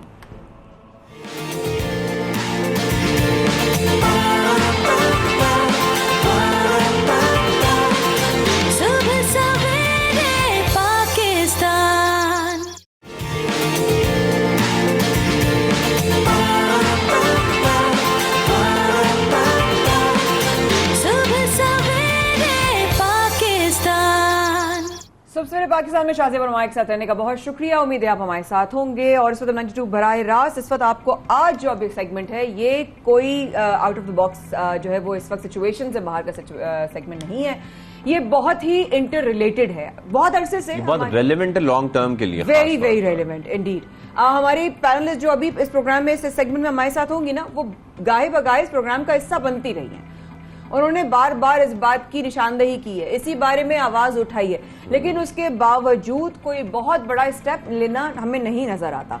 लेकिन अब जो इंटरनेशनल प्लेटफॉर्म्स पे शाज़ेब भी आवाज उठना शुरू हो गई है। क्लाइमेट चेंज पूरी दुनिया के लिए चैलेंज बना हुआ है, खासतौर पर पाकिस्तान के लिए, जिसका मंजर हम इस वक्त पूरे पाकिस्तान में देख रहे हैं, ऑलरेडी देख रहे हैं। इसकी निशानदेही की जा रही थी, खदशा जाहिर किया जा रहा था और अब ये हालात हम देख भी रहे हैं। इस वक्त पाकिस्तान भी क्लाइमेट चेंज का शिकार है। बरतानवी रुकने पार्लियामेंट क्लॉडिया वेब ने इंकशाफ ये किया है कि पाकिस्तान में 7,253 ग्लेशियर्स हैं जो सबसे तेजी से फैल रहे हैं, यानी कि तमाम ग्लेशियर्स आपके पिघलते चले जा रहे हैं। और उसके बावजूद, उसके साथ साथ हम ये फिर सिचुएशन देख रहे हैं सब पाकिस्तान की। राइट, बिल्कुल ऐसा ही है। और साथ साथ अगर ये सिचुएशन रही, पाकिस्तान में 7,253 ग्लेशियर्स हैं जो अप्रॉक्सीमेट इनका जो नंबर आया है, जो सब तेजी से पिघल रहे हैं, शाज़ेब ने शेयर किया। हमारे साथ इसी मामले पर मजीद हमारी रहनुमाई के लिए हमारे साथ मौजूद माहिर माहौलियात Afia sahiba. It's an honour to have you on the show ma'am. अस्सलाम वालेकुम, थैंक यू सो मच, आपने प्रोग्राम में आने के लिए दोबारा वक्त निकाला। अहम मौजू, बहुत जरूरत है इस वक्त इसके बारे में बात करने की। बरतानवी रुकन पार्लियामेंट का इंकशाफ, आसिया जी, इसकी हकीकत क्या है? क्या वाकई ग्लेशियर्स तेजी से पिघल रहे हैं? जी देखिए, ये इंकशाफ तो मुझे नहीं पता कि किस तरह से कहा जा सकता है, क्योंकि ये तो पता है हमें और बहुत अरसे से मालूम है। और इसी वजह से पाकिस्तान की जो हुकूमत है उसके, गिलगित बल्तिस्तान के लोगों को तो वैसे ही पता था क्योंकि ग्लेशियर्स हमारे उसी इलाके में है ज्यादा, और कुछ चित्राल की तरफ।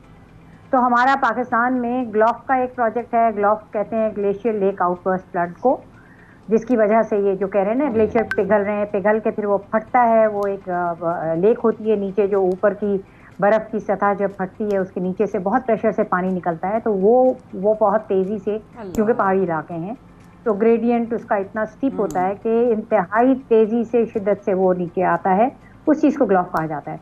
तो पाकिस्तान का एक ग्लॉफ 1 प्रोजेक्ट था। इस वक्त हम जो अभी बात कर रहे हैं, इस वक्त भी हुकूमत पाकिस्तान का UNDP के साथ ग्लॉफ 2 प्रोजेक्ट उन दोनों इलाकों में इम्प्लीमेंट हो रहा है। तो इंकशाफ तो ये किसी सूरत में नहीं, इसी और ना सिर्फ ये किसी सूरत में नहीं सिर्फ है। I Pakistan stand corrected। बिल्कुल किसी सूरत मतलब उनके लिए ये इंकशाफ और उनका कहना लोगों के लिए इंकशाफ है।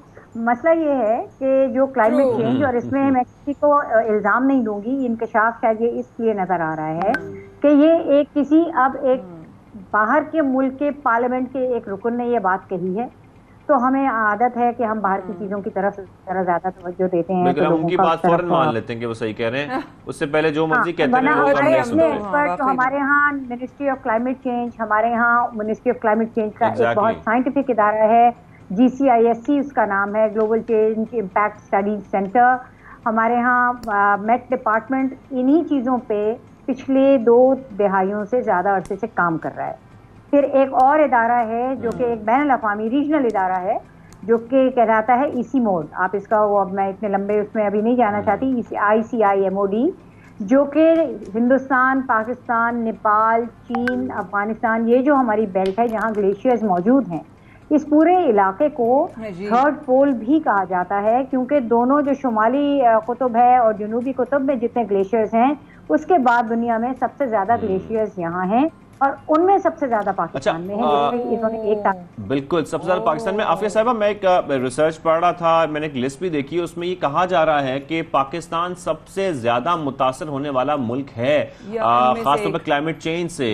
आपका इसके बारे में क्या ख्याल है? सेकेंडली, फिर गवर्नमेंट क्या स्टेप्स ले? अगर हम ये सब कुछ देख तो रहे हैं, 253 ग्लेशियर्स पिघल रहे हैं, ये हमने बता दिया, लेकिन अब गवर्नमेंट को क्या हंगामी बुनियादों पर स्टेप्स लेने की जरूरत है?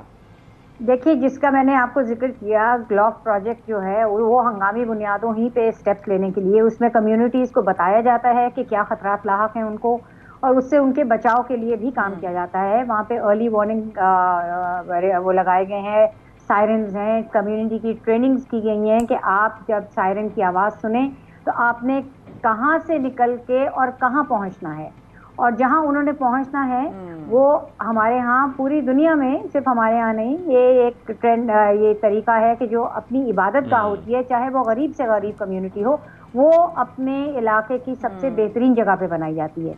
और अगर आपको याद हो, जो एशियन सुनामी आई थी उसमें तबाह बर्बाद हो गई थी जगह। बंदा आचे जो एक ब्रुनाई में, वहाँ पे सिर्फ मस्जिदें वहाँ पे खड़ी हुई नजर आई थी। क्यों? क्योंकि हम मस्जिदें बड़ी ऊंची और अच्छी जगह पे बनाते हैं, उन्होंने मजबूत बनाते हैं। इसी तरह से हमारी इन शुमाली इलाका जात में जो मस्जिदें और इमाम बारगाहें हैं वो ऊंची जगहों पे हैं, तो उन जगहों को सेफ हेवन्स डिक्लेयर किया गया है। और ना सिर्फ डिक्लेयर किया गया है, और कम्युनिटीज़ को पता है कि जब सायरन बजे तो उन्होंने भाग के वहाँ पहुँचना है। उन सेफ हेवन्स के ऊपर उनका पूरा इंतजाम है। वहाँ स्टॉक पाइलिंग की गई है, वहाँ पे खेमे हैं, वहाँ पे कंबल हैं, वहाँ दवाइयाँ हैं, वहाँ ड्राई राशंस हैं। तो ये एक छोटी सी सक्सेस स्टोरी है पाकिस्तान की रेडीनेस की टू क्लाइमेट चेंज इम्पैक्ट्स। लेकिन जिस तरह आपने अभी जिक्र किया, पाकिस्तान उन मुतासरा ममालिक की लिस्ट में तकरीबन टॉप पे है। हम नंबर 5 थे पिछले साल, ये हर साल लिस्ट रिवाइज होती है, ठीक है। हम दुनिया के तकरीबन 200 ममालिक में से हमारा 5वां नंबर था। कभी हम 10 पे होते हैं, कभी 12 पे होते हैं, इससे नीचे हम नहीं गए आज तक, इतनी हमारी थ्रेट लेवल है। तो इस तरह की प्रिपेयर्डनेस हमें पूरे मुल्क के लिए करनी चाहिए, क्योंकि हम देख रहे हैं कि हीट वेव भी आ रही है, लोग उसमें भी मरते हैं। तो उसके लिए हमने क्या इंतजाम करने हैं? हमने दरख्त लगाने हैं, हमने बिल्डिंग मटेरियल को चेंज करना है, हमने अपने कंस्ट्रक्शन के तरीके को चेंज करना है। इसके लिए क्या इंतजाम हैं? अब मॉनसून का हमने इस साल बहुत वाज़े तौर पे देख लिया कि ये अभी तक हमारे दरिया का सैलाब नहीं आया है, दरियाओं का पानी नहीं है। ये हमारी रोद के कोहे सुलेमान के नाले हैं और बलूचिस्तान के जो नाले हैं उनके अंदर ये नाले, एक गलत टर्म है ज्योग्राफिकली, और मेरा ज्योग्राफी से ताल्लुक है, ये भी दरिया ही होते हैं। लेकिन हमारे मुल्क में चूंकि दुनिया का इतना बड़ा एक दरिया स्थित है, तो इसलिए हम सिर्फ उसको दरिया कहते हैं और बाकी चीजों को हम नाले कह देते हैं। तो मैं एक आम फहम उसमें बताने के बाद ये समझाना चाह रही हूँ कि बरसाती नाले भी दरिया ही होते हैं, और उन चूंकि वो पहाड़ों की, और इसके लिए सही करना एक और बहुत जरूरी है, जिसको नाला लई कहते हैं पिंडी में, वो नाला नहीं है, वो भी पिंडी का दरिया है। मैं कराची में रहती हूँ, कराची का दरिया है। ठीक है। अच्छा आफिया जी, एक अहम सवाल आपकी बात से निकलते हुए आपकी इजाजत के साथ करना चाहूंगी। एक बात मुझे बहुत तंग कर रही है, मैं इसकी इंडिविजुअल रिस्पॉन्सिबिलिटी लेती हूँ सवाल को करने की। सिर्फ बार बार इस बात का कहा जाता है कि हम उनके लिए शेल्टर्स बना रहे हैं, हम उनके घर दोबारा बना देंगे। बात तो सिर्फ ये है कि अब हमें बकौल आपके भी और मेरी भी ऑब्जर्वेशन के इंडिविजुअली कि भाई अब इस तरह के जो बारिशें हैं, सैलाबी सूरत हाल बार बार होगी, तो अगर वहीं पर घर बना दिए, वहीं पर उनके लिए शेल्टर्स बना दिए, वहीं पर उनको दोबारा जो है कयाम करने के लिए उनकी रिहाइश कर दी, तो क्या नेक्स्ट ईयर के लिए प्रिपेयर्ड हैं? फिर वही हालत होगी, फिर वही जीरो से स्टार्ट करेंगे? आप तो नेक्स्ट ईयर की बात कर रही हैं, मैं सिर्फ ये अगर आपसे सवाल करूं जवाब देने के बजाय कि 2010 में जो सैलाब दरिया में आया था और जो सवात रिवर के हमने मनाजिर देखे थे सबसे पहले, तो क्या वो अब हम नहीं दोबारा देख रहे? तो क्या सीखा? बिल्कुल। कुछ लोग कह रहे हैं कि 2 साल पहले जी फिर तो हम अच्छा देखें, जो अभी वीडियोस आ रही हैं, जैसे मैंने कहा अभी उस तरह का दरिया का सैलाब नहीं आया है, क्योंकि दरियाओं में तो अभी आपके डैम भरे हैं और पानी छोड़ा जा रहा है। लेकिन जो वीडियोस अभी हम देख रहे थे सवात की, वो कुछ लोगों ने कहा कि फेक है, यहाँ पे ये 2 साल पुरानी है। तो अगर 2 साल पुरानी भी है तो 2010 के बाद ही की है ना, तो फिर हमने क्या सीखा? जो बात है सही कह रही है, 2010 के बाद की है ना। हम उसमें देख रहे हैं रिसेंट वीडियोस ने भी इस बात की, जो कि वेरीफाइड है, वहां के लोगों ने हमें भेजी, हमारे नुमाइंदगान ने भेजी हैं, और उसमें देखा जा सकता है किस हद तक तबाही वहां पर हुई है। आफिया साहिबा, फिर जिस तरीके से ये सैलाबी सूरत-ए-हाल तो हम देख रहे हैं, इसमें एक और बहुत बड़ा फैक्टर है कि दरियाओं के बिल्कुल आसपास जो कंस्ट्रक्शंस की जाती हैं, बड़े बड़े होटल्स बनाए जाते हैं, रेस्टोरेंट्स बनाए जाते हैं, जिनकी बैल्कनीज और तकरीबन मैंने खुद अपनी आंखों से देखी है कि पानी के ऊपर है। हालांकि आप मुझे इस पर रहनुमाई फरमाइएगा कि क्या करना चाहिए, इसके लिए क्या रूल्स एंड रेगुलेशंस हैं, कि आपकी दरिया से कितनी दूर तमाम इमारतें होनी चाहिए? देखिए, कहीं पे भी दुनिया में दरिया के ऊपर आपको बहुत सी आपके टूरिस्ट स्पॉट्स हैं, सारी दुनिया में है, दरिया है, वहाँ पे आपके वॉकवेज बने होते हैं, सब कुछ होता है, उसके ऊपर तो नहीं घर बने हुए होते। ये घर ही है ना, जिसमें होटल में जाके आप रहते हैं तो एक रिहाइश की जगह है, उसी पे दुकानें बनी हुई हैं। हम लोग टूरिज्म के लिए जाते हैं जी, हमने दरिया में चारपाइयाँ डली हुई हैं, हमने उसमें पाँव डाल के बैठे, हमने वहाँ ट्राउट खाई वगैरह वगैरह, all well and good in the season जब पानी नहीं होता। लेकिन वहाँ पर इस तरह के पक्के स्ट्रक्चर्स नहीं होने चाहिए किसी भी सूरत में, परमानेंट स्ट्रक्चर जिसको हम कहें ना, हमारा लाइफ स्टॉक चला जाता है। My takeaway from today's session with you is एक तो मैंने बहुत सारी चीजें सीखी, और दूसरा आपने कहा कि ये नाले नहीं हैं, ये भी दरिया ही हैं, और आइंदा मैं तो इसको सही कहूँ, जो आपने मुझे सही किया है, मेरी इस्लाह की है, मैं इसको सही बोलूंगी इंशाल्लाह। बहुत शुक्रिया आफिया जी, आप हमारे साथ मौजूद थी, आपके हमेशा वक्त देने का जो है हमारे लिए बहुत ज्यादा हम सीख कर जाते हैं उसमें, जब भी नशिस्त पे होती है आपके साथ। Thank you so much for taking out time for सुबह सवेरे पाकिस्तान। और अब आपको लेके चलते हैं, आफिया जी ने जो बातें की हैं सीरियसली दैट्स टेक, मतलब मैं इस वक्त उसी शहर में हूँ। शुरू करते हैं अगला सेगमेंट हमारा, एक यंग क्रिकेटर जो फैसलाबाद से जिनका ताल्लुक है। बिल्कुल, और उनसे आपकी मुलाकात भी करवाएंगे। नन्हे बैटर रहे हैं जिनकी वीडियो बड़ी वायरल हो रही है, यकीनी तौर पर आप लोगों ने भी देखी होगी, नहीं देखी तो हम आपको दिखाते हैं। और पाकिस्तान क्रिकेट टीम के मौजूदा बैटिंग कोच मोहम्मद यूसुफ ने देखा इस वीडियो को, और उसके बाद बच्चे की बैटिंग की तारीफ की, साथ ही उससे मिलने की ख्वाहिश का इजहार भी किया और मुलाकात भी की। और फिर अगले 2 रोजों में देखा कि उनकी मुलाकात हुई, और फिर कम उम्र बैटर के साथ उन्होंने ना सिर्फ नेट पर बैटिंग भी की बल्कि बच्चे के स्किल्स की तारीफ भी की, ये भी कहा कि बच्चा बहुत टैलेंटेड है और ये आगे जा सकता है। तो मेरे ख्याल में इस तरीके से जो बड़ा अच्छा जेस्टर था मोहम्मद यूसुफ का, कि इस तरह बच्चों को मोटिवेशन मिलती है और वो आगे बढ़ने के लिए ना जरा कोशिश भी करते हैं और कि हमारा कोई चांस बन सकता है। आपको इन छोटे से क्रिकेटर से मुलाकात करवाते हैं और देखते हैं कि इस वक्त कहां पर हैं। अस्सलाम वालेकुम जनाब, क्या हाल है आपके? वालेकुम अस्सलाम, मैं ठीक हूँ। ठीक है। हाँ, गुलाम मुस्तफा, मोहम्मद यूसुफ से आपकी जब मुलाकात हुई कैसा लगा आपको? यकीन आ रहा था या बस नॉर्मल सा लग रहा था? जी सलमा, मैं यूसुफ को देख कर मुझे ऐसा लगा कि मैं ख्वाब देख रहा हूँ, और मैं आपको कहना चाहूँगा कि मुझे बहुत ही अच्छा लगा कि उनसे मिलकर, और मैं उनसे रिक्वेस्ट करूँगा कि मुझे अपने पास बुलाएं और अपनी टीम पाकिस्तान की टीम में रखें। इंशाल्लाह अभी आप पाकिस्तानी टीम में बहुत नाम रोशन करेंगे। आपकी बैटिंग स्टाइल हम देख रहे थे, थोड़ी सी ये बताएं कि ये बैटिंग करते हुए आपको कितना अरसा हो गया और अभी आपकी उम्र है कितनी? वैसे 8 साल मेरी उम्र है और मुझे 5 साल हो गए हैं क्रिकेट खेलते हुए। वाह, 5 साल हो गए क्रिकेट खेलते हुए। और वाह। क्या उम्र है इनकी? पता नहीं वो आवाज थोड़ी क्या कट उम्र गई। है आपकी गुलाम मुस्तफा? 8 साल उम्र है। बचपन 8 में साल उम्र। मेरे 3 पापा साल ने की बल्ला उम्र से पकड़ना आपने बल्ला सिखा पकड़ दिया लिया था? था। वाह, क्या भाई, क्या बात है, बात है, जबरदस्त है जबरदस्त। भाई, जबरदस्त बात। अच्छा, अब ये बताइए मोहम्मद यूसुफ से आपकी क्या बात हुई, जरा हमें पता तो चले। डिटेल में बताएं जरा ना, क्या डिटेल में मुलाकात बताओ ना, हुई, क्या बात गप हुई? लगाई भाई, कैसे हैं आप? भाभी भाभी का पूछा आपने, उसके बाद आपने क्या बात की उनसे? सर हम ईशा के घर में हम बैठे थे तो उन्होंने पहले मुझसे मिले और मुझसे कहा कि तुम इतनी छोटी उम्र में कैसे खेल लेते हो, क्या बात है तुम में। और फिर उन्होंने थोड़ी सी डिटेल दी और मुझे ग्राउंड में लेके गए, प्रैक्टिस कराई। आधा घंटा उन्होंने मुझ में मेहनत कराई। मैं इतना खुश हूँ कि आधा घंटा किसी पाकिस्तान के कोच ने मुझे मेहनत कराई।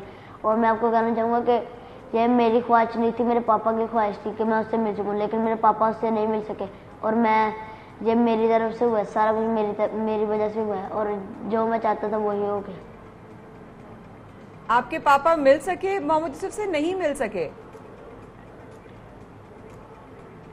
मिल सके हैं, लेकिन उन्होंने बहुत ही कोशिश की, वो कभी भी नहीं मिल सके, लेकिन आज मेरी वजह से मिल लगी। आपकी वजह से वो मिल गए। अच्छा, तो आप बड़े होके कौन सी टीम के लिए खेलना चाहेंगे? पाकिस्तान की टीम के लिए? सही बात, मतलब पाकिस्तान। जी, पाकिस्तान की टीम के लिए खेलना चाहूंगा। हाँ भाई, जबरदस्त है। ये तंग कर रही हैं आपको, आपने तंग बिल्कुल नहीं होना। तो गुलाम मुस्तफा, मुझे आप ये बताएं कि आपके, जाहिर बात है जब हम बैटिंग करते हैं ना तो फेवरेट बैट्समैन होते हैं, कोई किसी को फॉलो कर रहे होते हैं, चाहे वो पाकिस्तान से बाहर से, हम सबके कोई ना कोई फेवरेट होते हैं। तो आपके फेवरेट बैटर कौन है जिनके आप जरा स्टाइल को भी कॉपी करने की कोशिश करते हैं या आपका अपना स्टाइल है? बाबर आजम मेरा फेवरेट प्लेयर और मैं कहना चाहूंगा कि मैं उनसे भी अच्छा खेलूंगा और अपनी कॉपी करूंगा, लेकिन शॉट उनकी तरफ। ओए बाबर आजम से भी अच्छा खेलेंगे भाई, ये जबरदस्त, क्या बात है। हमारी जो दुआएं हैं वो आपके साथ हैं और हम उम्मीद करते हैं कि आप इस तरह परफॉर्म करते रहें और आगे जब टीम में जाएं तो बेहतरीन परफॉर्म करें। माया, बिल्कुल ऐसा ही। अभी एशिया कप चल रहा है भाई, बरखुरदार, ये बताओ पाकिस्तान की पहले मैच में जो परफॉर्मेंस थी उसके बाद गुस्सा आया, बल्ला उठा के फेंका या खुद जाके कहीं और टक्कर मार दी, मतलब गुस्सा आया था नहीं आया था? गुस्सा मुझे आना था, अगर मैं आता तो इंशाल्लाह मैं पाकिस्तान की टीम को जिताता और पूरी टीम खुश होती। अच्छा थोड़ा अच्छा गुलाम, मुझे ये बताएं गुलाम मुस्तफ़ा, अभी आप कौन सी क्लास में पढ़ते हैं? और जाहिर बात है अभी आपके ऊपर एक और बोझ भी होगा पढ़ाई का भी, तो ऐसे में अपनी बैटिंग भी करना, प्रैक्टिस भी करना, आपका रूटीन क्या होता है? स्कूल जाते हैं, स्कूल से आकर बैटिंग की प्रैक्टिस करते हैं, कितनी देर करते हैं, ज़रा इस बारे में बताएं हमें। मैं 4th क्लास में हूँ और मैं सुबह 7:30 उठता हूँ, आधा घंटा सुबह प्रैक्टिस करता हूँ और स्कूल जाके 1 बजे आके और अपनी पढ़ाई पर वजह हो के काम करके फिर ग्राउंड में जाके प्रैक्टिस करनी होती है। ऊपर से टाइम भी नहीं होता, मगर टाइम कोई न्यूज़ वाले आ जाते हैं, मैं भी उनका शुक्रिया करूँगा 92 न्यूज़ का कि आपने मुझे बुलाया। नहीं, हम आपका शुक्रिया अदा करते हैं कि आप हमारे शो में आए हैं। लेकिन मुझे गुलाम मुस्तफ़ा ये बताएं कि जिस तरीके से हम देख रहे हैं आपकी बैटिंग बहुत अच्छी मुझे नज़र आ रही है। खैर ये तो अब मुझे वहाँ आकर पता लगेगा आपसे मुलाकात करके कि आपकी बैटिंग कैसी, लेकिन वीडियो में लग रहा है कि बहुत ज़बरदस्त खतरनाक बैटिंग है आपकी। बॉलिंग भी करते हैं आप इसके साथ साथ?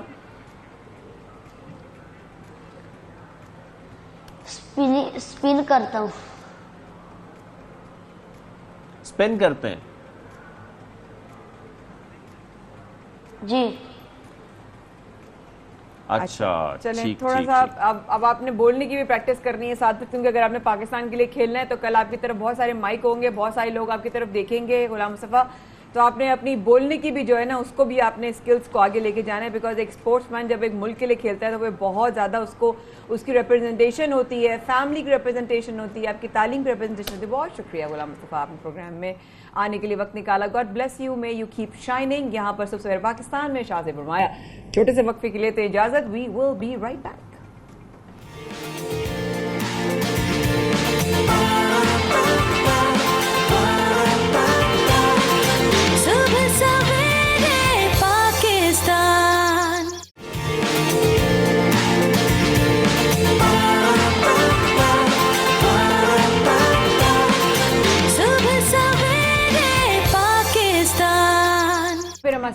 शुक्रिया। आप देखें सबसे पाकिस्तान शाहजेब और माया के साथ। जैसे जैसे हम आपको बता रहे हैं प्रोग्राम में गाहे बगाए सब आपके हवाले से बता रहे हैं, हमारी छोटी छोटी अचीवमेंट्स के बारे से बता रहे हैं, जो हमें चैलेंजेस आगे आने वाले, अगर उनसे हम आगे फिर लेंगे तो चैलेंज आना बंद नहीं हो जाएंगे, उनको एड्रेस करना बहुत जरूरी है। अच्छा, मुझे एक बात बताएं, एक पुलिस एहलकार खड़ा हो कहीं पर और एक हो जरा कमजोर सा दुबला पतला सा और एक हो जरा बिल्डर, रूपदार ज्यादा कौन लगेगा आपके ख्याल में? जिसकी बात में वजन होगा। ओ हो क्या गहरी बात कर दी, मतलब आपने उनका जिम जाया करा दिया मैंने। लेकिन बड़ी बात यह है कि इनका जिम जाया इसलिए नहीं हुआ बिकॉज ये एक पुलिस एहलकार भी है और साथ साथ एक बॉडी बिल्डर भी बन गए। इनकी जरूरत भी है वैसे। हाँ, एक्चुअली है, हेल्थ कम्स फर्स्ट। जब मैं वाघा बॉर्डर पे जाती हूँ और जब अपने जवानों को देखती हूँ सलूट करते हैं और इस तरीके से वो पाकिस्तान के झंडे को जो है ना वो सलूट कर रहे होते हैं, वो देखकर ऐसा जो है ना लगता है अभी जाके मैं बॉर्डर पर लड़ना शुरू जाऊंगी, इतना मेरा जो है ना वो खून जोश। अच्छा, मेरे ख्याल में क्योंकि पुलिस का इंटरेक्शन डायरेक्टली अवाम के साथ होता है, इसलिए उनका फिट होना और फिट के साथ, खैर ये तो एक एक्सट्रीम फिटनेस है, लेकिन उनकी फिटनेस बड़ी इंपॉर्टेंट है क्योंकि उनकी जिस तरह की ड्यूटी है, जिस तरह उनको लोगों से इंटरेक्शन भी करना है, तो उनको फिट भी रहना है, उनके ऊपर कुछ भी हो सकता है। अक्सर तो हम लड़ाई झगड़े भी देखते हैं खासतौर पुलिस एहलकारों के साथ, तो ऐसे में ये बड़ा इंपॉर्टेंट है अवाम का मुहाफ़िज़। आप ऊपर से फूल जाएं, फिट ये कि आप जब अंदर से हेल्दी होंगे, आपका इम्यून सिस्टम अच्छा होगा, आप जाके लड़ सकेंगे। इस वक्त सलाबी सूरत हाल में पुलिस का किरदार हम देख रहे हैं, हमारी पाक अफवाज का हम किरदार देख रहे हैं, जिस तरीके से अगर उनका इम्यून सिस्टम वीक होगा तो किसी और की क्या मदद कर रही है, वो तो खुद बीमार हो जाएंगे। अच्छा, लेकिन ये बड़ा एक्सेप्शनल केस है जो हम स्टोरी आपको बता रहे हैं। ये खैर हुआ कि उस पुलिस जवान की स्टोरी है जो बॉडी बिल्डिंग मुकाबलों में अपना नाम बना रहे हैं, अवाम का मुहाफिज आलमी तनसाज बन चुका है। ASI एजाज खान का हम जिक्र कर रहे हैं जो कि मिस्टर ओलंपिया तनसाजी मुकाबलों में कांसी का तमगा जीत चुके हैं। क्या बात है, इनसे आपकी मुलाकात करवाते हैं। एजाज खान हमारे साथ मौजूद हैं। अस्सलाम वालेकुम एजाज, गुड मॉर्निंग से हैं आप? वालेकुम अस्सलाम, मैं ठीक हूँ सर, आप कैसे हो? ठीक ठाक खैरियत है जी। पहले तो आप लोगों का शुक्रिया न्यूज़ 2 ये 92 का पूरी टीम का। आप इस वक्त पेशावर में मौजूद हैं एजाज साहब, और सबसे पहले तो ये पूछेंगे आपसे कि पुलिस के साथ साथ आपको इस तरह का बॉडी बिल्डिंग का शौक कैसे हुआ? बॉडी बिल्डिंग का शौक तो मुझे बचपन से ही था, क्योंकि जब मेरा एक कज़न था वो एक्सरसाइज के लिए जाता था, मैं फिर उस टाइम मैट्रिक में था। मैट्रिक के बाद वो छुट्टियां होती थी तो उसमें फिर मैंने 6 मंथ की, आपको पता था पहले छुट्टियां होती थी, तो उसके बाद फिर मैंने शुरू की वो 6 मंथ में एक्सरसाइज। तो उसकी देखकर और फिर जितने ये आर्नल्ड श्वार्ज़नेगर हो गया, ये अमेरिका का जो है, तो उसको देख कर शौक ज़रा और भी बढ़ गया, तो उसी तरह बस लगे रहे फिर जी। तो एजाज भाई, अगर आपको तनसाजी का शौक था और आप जैसे बता रहे हैं बचपन से था, तो फिर ये पुलिस अचानक बीच में कहां से आ गई? कैसे आपके और बॉडी बिल्डिंग के बीच में? जी, पुलिस का तो मैं, हमारा टीचर था ये भट्ट साहब, अभी अल्लाह उसको बख्शे, वो आप लाहौर का था वो, और उसने मुझे फिर बताया कि जा हमारे से पुलिस का पूरा ऑल पाकिस्तान का एक टीम बना रहे, तो आप KPK से आप पार्टिसिपेट कर लो। तो मैंने कहा ठीक है सर, क्योंकि पुलिस में मैं एज ए स्पोर्ट्समैन हूँ, तो बस उसी की वजह से तकरीबन काफ़ी टाइम हो गया पुलिस में ज्वाइन किया है। हाँ जी। यानी कि आपकी वैसी सख्त ड्यूटीज नहीं होती, आप सिर्फ मुकाबलों में हिस्सा ले रहे होते हैं, या आप ड्यूटीज भी साथ साथ पुलिस की जो दीगर ड्यूटीज होती हैं वो भी सर अंजाम दे रहे होते हैं? नहीं, बस कभी कभी वो कर लेते हैं, लेकिन ऐसे हमारा जो वो है ना, हम तो स्पोर्ट्स पे है, ज़्यादातर अपनी कंपटीशन पे ध्यान देते हैं, क्योंकि ये बड़ा टफ गेम है ना, डाइट का और फिर एक्सरसाइज का, फिर इतना टाइम नहीं मिलता ड्यूटी के लिए। कभी कभी चले जाते हैं, लेकिन ऐसे फुल टाइम नहीं कर सकते हम।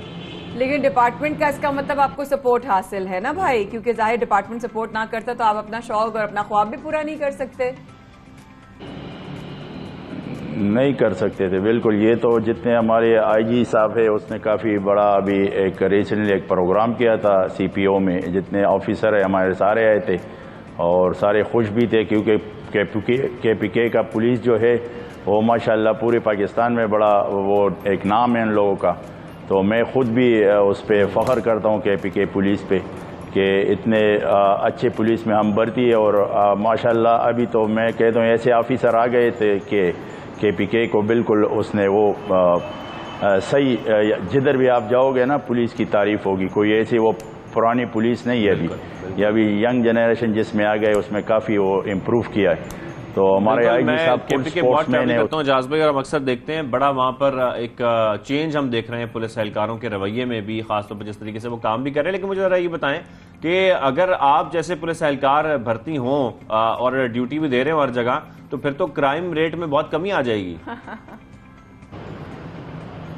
हाँ, वो तो ऑटोमेटिक आपकी पर्सनैलिटी ऐसी होती है, आप जिधर चले जाओ ना तो उधर खामखा अगर बड़े से बड़ा बदमाश होगा या कोई भी होगा तो आपके देख कर ज़रा वो नीचे फिर आ जाता है ना, आपके ऊपर नहीं आते। जैसे पुलिस वालों के सामने वो गड़गड़ाता है, ऐसे बात करता है, तो ऐसे है कि आपकी पर्सनैलिटी ऐसी होती है कि वो खुद फिर वो आपको देख देख कर हैरान हो जाता है कि यार अभी इसके साथ क्या बात करनी है। तो यही होता है, आराम से आराम से चले जाते हैं, आराम से आते हैं हमारे साथ, ऐसी कोई वो नहीं होती।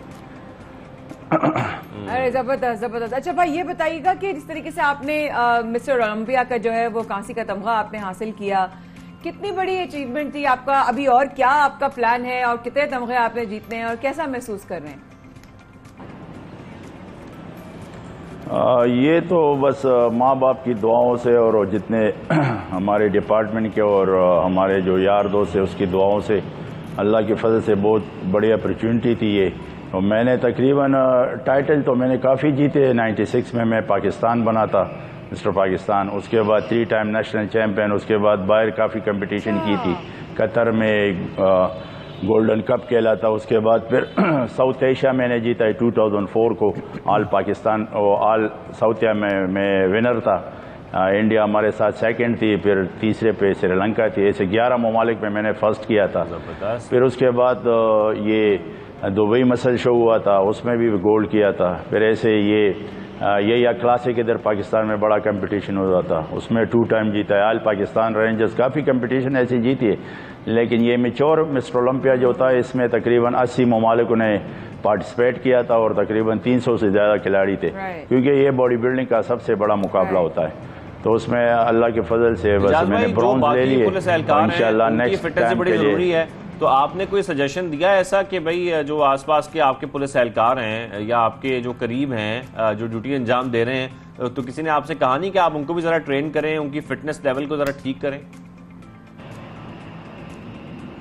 बिल्कुल जी, मैंने आईजी साहब से रिक्वेस्ट की थी कि इतना इधर पुलिस लाइन में एक अच्छा सा जिम बना दे कि उसमें जितने ऑफिसर हमारे आते हैं या जितने एहलकार हैं हमारे पुलिस के, तो हमारे पास है ऐसे लड़के हैं कि उसको आप ट्रेन कर सकते, मैं खुद भी ट्रेन कर सकता हूँ। तो आप जितने अच्छे होंगे, अभी बाहर आप चले जाओ, ये अरब इमारात में आप देख लो, जितने पुलिस वाले हो गए, आर्मी वाले, वो बड़े फिट होंगे। आप देखेंगे एयरपोर्ट पे सारे बॉडी बिल्डर होते, क्योंकि इसकी पर्सनैलिटी, आप जब वर्दी पहनते हो तो बड़ा मज़ा आता है। और अगर कपड़े भी जो जैसे भी आप होंगे ना, तो उसमें काफ़ी वो होता है, ये पर्सनैलिटी आपकी अलग होती है दूसरे बंदों से। तो वो लोग रेगुलर एक्सरसाइज करते हैं। तो मैं खुद भी, मैंने आईजी से रिक्वेस्ट की थी कि सर आप ऐसे कर लो, एक जिम बना दो इधर पुलिस लाइन में। जिम है लेकिन वो इतने इक्विपमेंट उसमें नहीं है, लेकिन ये सब बड़ा सा जिम हो और हर बंदा इसमें आया करे, और जितने हमारी ऑफिसर है, पुलिस एहलकार है, इसमें एक्सरसाइज करते हैं, तो उसमें ये फिट भी होंगे और काफ़ी वो आगे के लिए इम्प्रूव भी और भी कर सकते हैं हमारे पुलिस। राइट। अच्छा एजाज भाई ये बताइएगा कि जिस तरीके से आप अपनी डाइट का ख्याल करते हैं, मेरे सिंध के सिपाहियों को बड़ी ज़रूरत है मजीद जान वान बनाने की, तो मेरे सिंध पुलिस के लिए और बाकी और जो पुलिस है माशाल्लाह, उनके जहां पर ज़रा थोड़ा सा और जान पकड़ने की ज़रूरत है, आप उनको क्या डाइट का मशवरा देंगे और आप क्या कहेंगे उनको हेल्थ? पाकिस्तान भर के जितने पुलिस एहलकार हैं, आपको उनके लिए क्या डाइट प्लान? पंजाब में थोड़ा कम, लेकिन सिंध में थोड़ा ज़्यादा। डाइट में तो ये कि पुलिस का बड़ा टफ जॉब है। आप लोगों पर 24 आवर ड्यूटियाँ होती है उसकी। अभी आ जाते हैं, फिर गरीब वर्दी ना उतार फिर चले जाए। एक तो एक प्लान होना चाहिए इसके लिए पूरा, क्योंकि उसको रेस्ट, जिधर जब भी आप रेस्ट करोगे आपको नींद मिलेगा, सही आप सही ड्यूटी करोगे। अगर आप एक जगह से आके दूसरी जगह पे पहले चले जाओ, फिर तीसरी जगह से चौथी जगह, तो फिर वो आपके माइंड काम नहीं करता, क्योंकि आप खुद बोर होंगे तो आप अगले को कैसे आप वो करेंगे ना, कोई उसको अच्छी ना मशवरा दे सकते हो। हर बात पे इतनी गर्मी में जब उनको ज़रा डिहाइड्रेशन हो जाती है, फिर उसके बाद जैसे सही कह रहे हो 24-24 घंटे की ड्यूटीज हो जाती हैं। सो ट्रू जी, बिल्कुल जी। तो इसको लिए चाहिए कुछ रेस्ट या कोई ऐसे प्लान होना चाहिए कि उसके लिए कोई एक जगह बना दे कि आप इधर आप आके रेस्ट कर लिया करें, अपनी एक्सरसाइज कर लिया करें, उसके बाद आप 2-3 घंटे रेस्ट कर ले, उसके बाद 5 आप उसके बाद फिर आप ड्यूटी का एक टाइम होता है, पुलिस का टाइम नहीं होता, वो हर टाइम तैयार रहता है। तो ये इसमें ये है कि ज़रा फिर उस बेचारों को टाइम नहीं मिलता। तो मेरे जो ऑल पाकिस्तान पुलिस का है ये इसमें तो ये आप फिटनेस कर सकते हैं पुलिस की ड्यूटी में, पूरा बॉडी तो बड़ा मुश्किल है, डाइट प्लान और ये क्यों हम तो 7 मील्स लेते हैं, 7-8 मील्स। क्या आप भी उन तमाम बॉडी बिल्डर्स में शामिल हैं जो कि 12-12, 16-16 अंडे खा जाते हैं? और दूसरी बात ये कि इसके लिए जाहिर बात है जो मुकाबलों में आप जा रहे हैं इसके लिए प्रॉपर एक बजट की जरूरत भी पड़ती है, तो पुलिस इसमें आपकी मदद करती है? हाँ बिल्कुल, पुलिस मेरी मदद करती है, लेकिन 12 अंडे नहीं, 12 वो तो हमारे हिसाब से बड़े जूनियर का थे। हम तो दिन के 40-50 अंडे लेते हैं, एक वाइट लेते थे, फिर 2 किलो चिकन हो गया, ऐसे फिश हो गया, 8 मील ऐसे ही पूरे दिन में 40-50 अंडे खाते हैं? प्रोटीन और कार्ब्स और ये चीजें हम ज्यादा। हाँ जी, सॉरी जी, आवाज नहीं आ रही आपकी से। अच्छा जी जी जी, नहीं आपकी आवाज आ रही है, हम जरा हैरान हो गए कि आप 40-50 अंडे एक दिन में खा जाते हैं। हाँ जी बिल्कुल, एक दिन में सिर्फ व्हाइट लेते हैं ना, वो एक टाइम में 10-12 ले लेते हैं व्हाइट, ओनली व्हाइट। उसके बाद फिर शाम को ऐसे 10-12 लेते हैं, ऐसे हर 3 घंटे बाद 4 घंटे बाद लेते हैं। Thank you, thank you so much साहब, आप आए और बड़ा अच्छा काम कर रहे हैं। आपसे मिलकर बहुत अच्छा लगा, बहुत शख्सियत आपकी। थैंक यू सो मच ये प्रोग्राम में वक्त निकालने के लिए। प्रोग्राम में आगे चलेंगे, जल्द में होने वाले वो दाने, वो छाले जो अगर कभी आपकी स्किन पर रह जाएं तो फिर वो खारिश, जलन और तकलीफ का भी बायस बनते हैं। उनके होने की वजूहात क्या हैं, वो क्यों होते हैं? इनको एक मेडिकल टर्म सुना भी होगा, उनको हर्पीस कहा जाता है।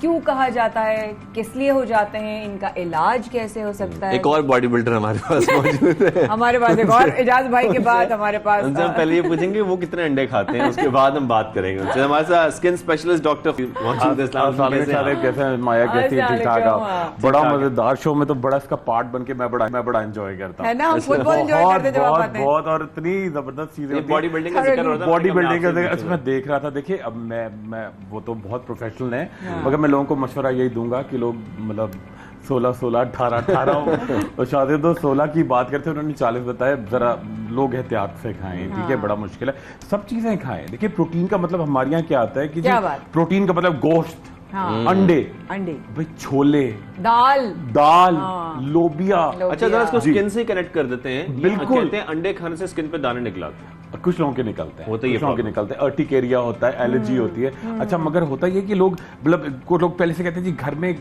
मिथ बनी होती है, अंडा खाएंगे तो क्या होगा, मछली खाएंगे तो, वो भी हम प्रोग्राम करेंगे इंशाल्लाह, मछली खाएंगे तो फुल बेरी हो जाएगी, ठीक है, नट्स खाएंगे तो दाने आएंगे। अच्छा पाए खाएंगे, बिरयानी खाएंगे, उससे कुछ नहीं होगा, एक कप दूध पिएंगे तो वजन बढ़ जाएगा, ठीक है, ये सारे मिथ हैं, ठीक है। पानी पीने से वॉमिटिंग फील होती है, प्लीज मुझे एनर्जी ड्रिंक दे दें। बिल्कुल, पानी मुझसे नहीं पिया जाता क्योंकि पानी पीने से सुबह को बहुत वॉमिटिंग होती है। तो ये अब पता नहीं ये कैसे होता है। कर दो। बैक टू द टॉपिक, हम आते हैं जिस्म पर छोटे छोटे छाले बन जाते हैं डॉक्टर साहब। बिल्कुल। देखिए ये हर्पीज सिम्प्लेक्स हर्पीज जोस्टर, माया की बात मुझे बड़ी जबरदस्त लग रही थी कि जी आपका कुव्वत मदाफियत नहीं होती। माया बड़ी जबरदस्त बातें करती है। नहीं बिल्कुल, देखिए कुव्वत मदाफियत कम होने की वजह से हर्पीज सिम्प्लेक्स, हर्पीज जोस्टर इतना ज्यादा आजकल फैला हुआ है। अच्छा होता क्या है कि ये चेहरे पे आता है, ये बिल्कुल जैसे अंगूर की तरह दाने आते हैं, ठीक है, वो पहले सीक्वेंस में जो सीक्वेंस में आते हैं। ये देखिए एक कहता है ट्राइजेमिनल एरिया, ये यूं आता है, पूरा आपका फेस कवर हो जाता है। अच्छा यहाँ टैटू भी हमारे तो उसका टैटू भी है उसका, वो उसी तरह ये आते हैं। अच्छा इसी तरह यहाँ अगर आपके लेफ्ट साइड पे चेस्ट पे आते हैं, उसको नमूदार होने से पहले लोग समझते हैं मुझे हार्ट अटैक होने वाला है। really? इतना ग्रैबिंग पेन होता है, अंदर जाके बिल्कुल पिंचिंग होता है। बैक पे होता है, लोग कहते हैं मुझे किडनी का पेन हो गया, ठीक है। इसी तरह से अगर आपकी पूरी किसी बॉडी पार्ट में होता है तो आप समझते हैं शायद मेरा पार्ट अंदर का गड़बड़ हो गया। जब वो स्टार्ट होता है लोग ये कार्डियोलॉजिस्ट के पास भागते हैं। तो होता ये कि आपके वो छाले जो होते हैं वो इतने पिंचिंग होते हैं कि वो आपका वो आपके नर्व्स को जाके अटैक करता है, ठीक है। ये जो वायरस है ये आपके नर्व्स को अटैक करता है। अच्छा होता ये कि 5 फैक्टर्स में बड़ा कॉमन है, या तो थोड़े से बड़े बच्चे जैसे टीनेजर्स होते हैं 16-17, उनके अंदर इम्यून सिस्टम कम हो, ठीक है। सेकंड चीज ये कि अगर आप कोई माया है, मैं हूँ, शाहजेब है, हमारा पूरा स्टाफ है, कि अगर किसी को डेंगू हो गया, ठीक है, या आपको कोई प्रोलॉन्ग बीमारी हो गई, उसके बाद आपका कुव्वत मदाफियत कम है, एकदम से वो छाले आएंगे, ठीक है। थर्ड, बिल्कुल डायबिटिक हैं, ठीक है, ब्लड प्रेशर वाले हैं। अच्छा, एक बड़ी उम्र में जाके जब आपको ताकत नहीं रहती तो भी हर्पीज होता है, कुव्वत मदाफियत कम होने से।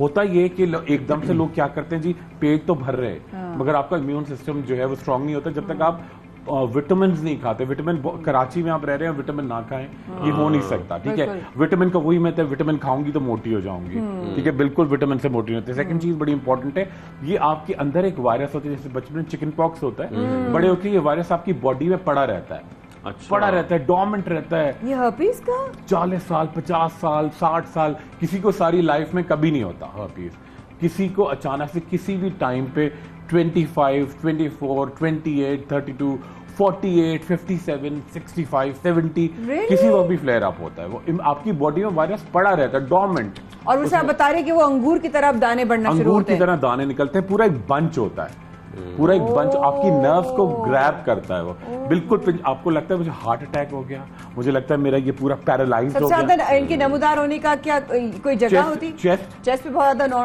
पूरा बैक पे आपके बैंड बनता है, ठीक है, फेस पे आपका ये एरिया पूरी स्वेलिंग, आपको लगता है कोई जैसे चेहरे पे कोई गर्म पानी डाल दे, उस तरह के छाले निकलता है। बैंड मतलब कोई गोल सर्कल बनता है? नहीं, पैटर्न होता है। बैंड मतलब या स्ट्रेट भी हो सकता है, या फिर यूं हो सकता है, या फिर सर्कुलर हो सकता है। लोग समझते हैं फंगस है, ठीक है।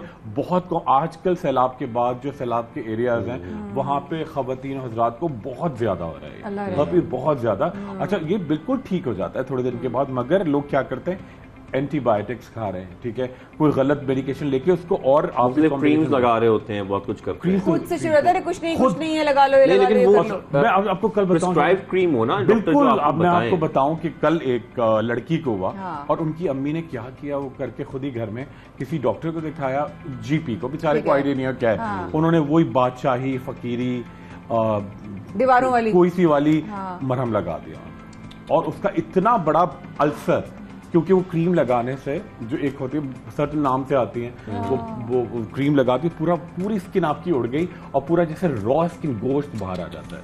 तो ये बड़ी गलत चीज है। तो क्या किया जाए आपके ख्याल में? एक तो फौरी तौर पर डॉक्टर को दिखाया जाए, स्किन स्पेशलिस्ट। देखिए, पहले फौरी तौर पे आप डॉक्टर को दिखाएं।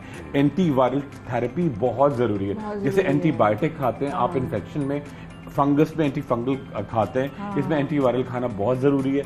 क्रीम सूदिंग लगाई जाती है साथ में, और पेन किलर्स देते हैं, और एंटीपायरेटिक यानी आपके बुखार को भी कंट्रोल करना बहुत जरूरी माया। ठीक है। अच्छा डॉक्टर साहब, जिस तरीके से हर्पीज का आप इलाज बता रहे हैं, कितने अरसे में ये नमूदार, तो टाइम इनके अक्रेंस का और टाइम इनके जाने का कितना होता है? बिल्कुल, देखिए बहुत सारे दिन तो लोगों को पता नहीं चलता, 7-8 दिन तो आपको आइडिया नहीं होता, अंदर कुछ एलर्जी हो रही है, खारिश हो रही है, फिर एकदम से डेवलप होता है, 7-8 दिन तो वो लगते हैं डेवलप होने। फुल आपने ब्लूम पे आता है, वो अपना पूरा दाने भर जाते हैं, उसके बाद आप ट्रीटमेंट शुरू करते हैं, कम से कम 15 दिन लगते हैं उसको रिग्रेस करने में, और 7-8 दिन में आप ट्रीटमेंट के दौरान भी पेन आपका, उसको कहते हैं थ्रॉबिंग पेन, शदीद, वो बिल्कुल जैसे अंदर से पूरा आपको खंजर कोई मार रहा है, ठीक है, उस तरह का पेन होता है। तो इसको आप बड़ा नॉर्मली ट्रीट कर सकते हैं, सीरियसली करें।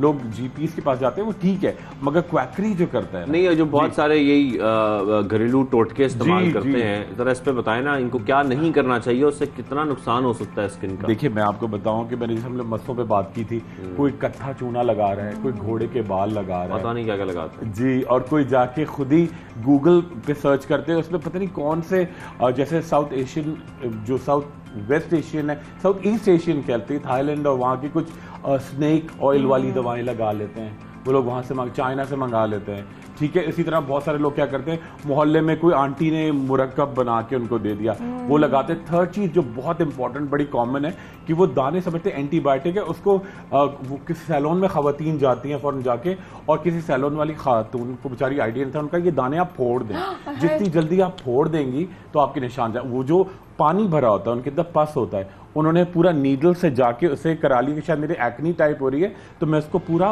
उन्होंने फटवा के उसको पूरा चेहरा एक्सपोज करके या हुआ। मेरे अल्लाह, और ये हरकत की उन्होंने, जो जी, अपने दाने जी। उन्होंने फुड़वा लिए, जी। उनका निशान पड़ जाता है, परमानेंट मार्क्स होते हैं, Permanent scarring marks होती होते है। हैं। अच्छा, एक ये तो मैं रोज ही देखता हूँ कि मुझे एक वो सैलून वाली आंटी ने कहा कि जी मेरे व्हाइट हेड होते हैं, एक्ने होते हैं, तुम दबा लिया करो। हाँ। बल्कि मैं तुम्हारा फेशियल करती हूँ जिसमें मैं तुम्हें दबा दबा के निकालूं, वो तो खड्डे पड़ते हैं एक्ने के। ये अगर आप नीडलिंग कराते हैं, इन्फेक्शन होके परमानेंट मार्क्स पड़ जाते हैं, जो प्लास्टिक सर्जरी के बगैर नहीं जा सकता। अच्छा, आजकल एक बड़ी चीज सोशल मीडिया बहुत पर कॉमन होती जा रही, कॉमन क्या कुछ पोस्ट मैंने देखी है इसके हवाले से, ये ऑस्ट्रिच ऑयल बड़ा कॉमन हो रहा है। ये क्या करता है? ये कोई स्किन के हवाले से अच्छा है, बुरा है? बहुत सारे लोग खरीद रहे हैं। देखिए, बहुत सारी चीजें फॉर द टाइम बीइंग बड़ी पॉपुलर हो जाती हैं, मिक्स होती हैं, एकदम से एक ट्रेंड आ जाता है। लैटिन अमेरिकन कोई ऐसी चीज आएगी जो लगाने से या खाने से आपके अंदर बड़ी ताकत आ जाएगी, लोगों का ये एक मिथ्स होती है, ठीक है।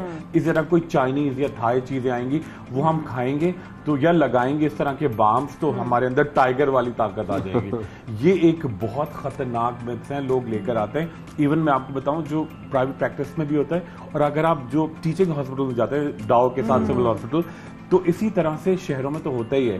गांवों में जो नीम हकीम होते हैं, वो क्या करते हैं कि वो कोई शेर का कुछ बना के ना, इसी तरह का मुरक्कब, और लिटरली किसी साहब को दिया था, बड़ी उम्र में थे वो, कि वो बहुत एनर्जेटिक हो जाए, उनके अंदर बहुत ताकत आ जाए, पूरी स्किन उनकी लिटरली फट गई।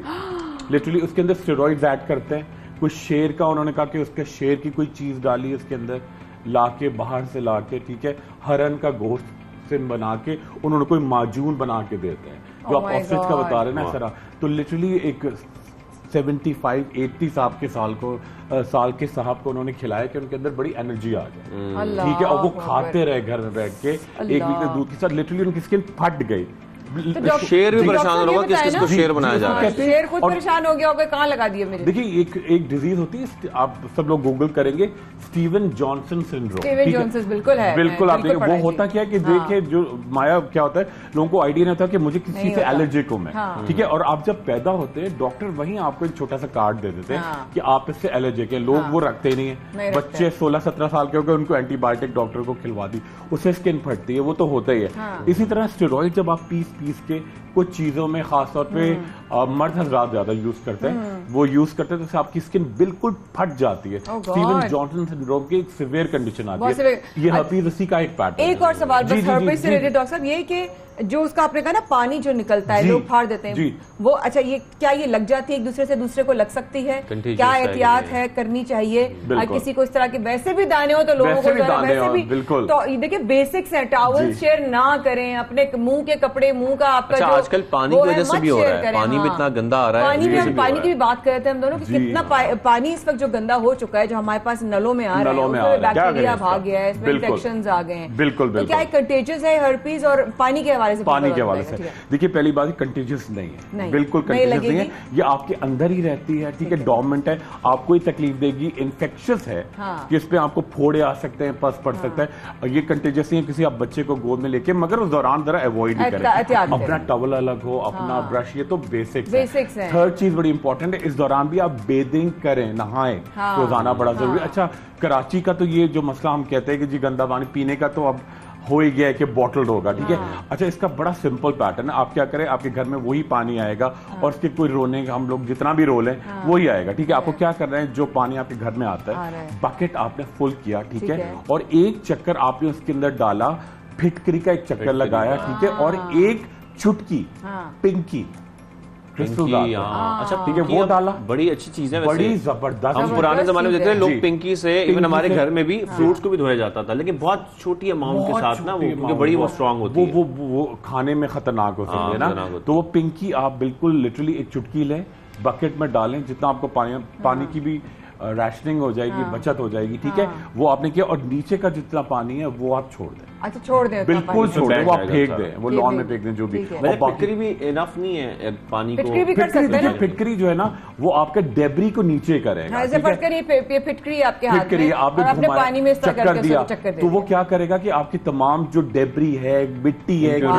वो तो नीचे जाएगा। पिंकी इसका इन्फेक्शन खत्म करेगा। देखिए, पीने के लिए पानी तो हम पिंकी नहीं कर सकते, पीने के लिए, मगर आप बॉडी के लिए, वुजू के लिए नाक में जा, आंखें धो रहे हैं, बाल धो रहे हैं, बाल लड़कों के तेजी से से झड़ रहे हैं, बहुत क्योंकि यही वाला पानी, दुबई वाला हाल यहाँ पे भी शुरू हो गया। तो ये कराची दुबई बन चुका, हम इस नुक्ते पे पहुंचे दूसरे तरीके से। Thank you so much doctor साहब for coming on the show, amazing, very well done, और बहुत अच्छी आज हमारी डिस्कशन हुई। तो सबसे पहले पाकिस्तान में शाज़ेब और माया को दीजिए सिर्फ कल तक के लिए इजाजत। इंशाल्लाह कल फिर मजीद अपडेट के साथ और अच्छी अच्छी खबरों के साथ आपके खिदमत में फिर हाजिर होंगे। तब तक के लिए अल्लाह हाफ़िज़।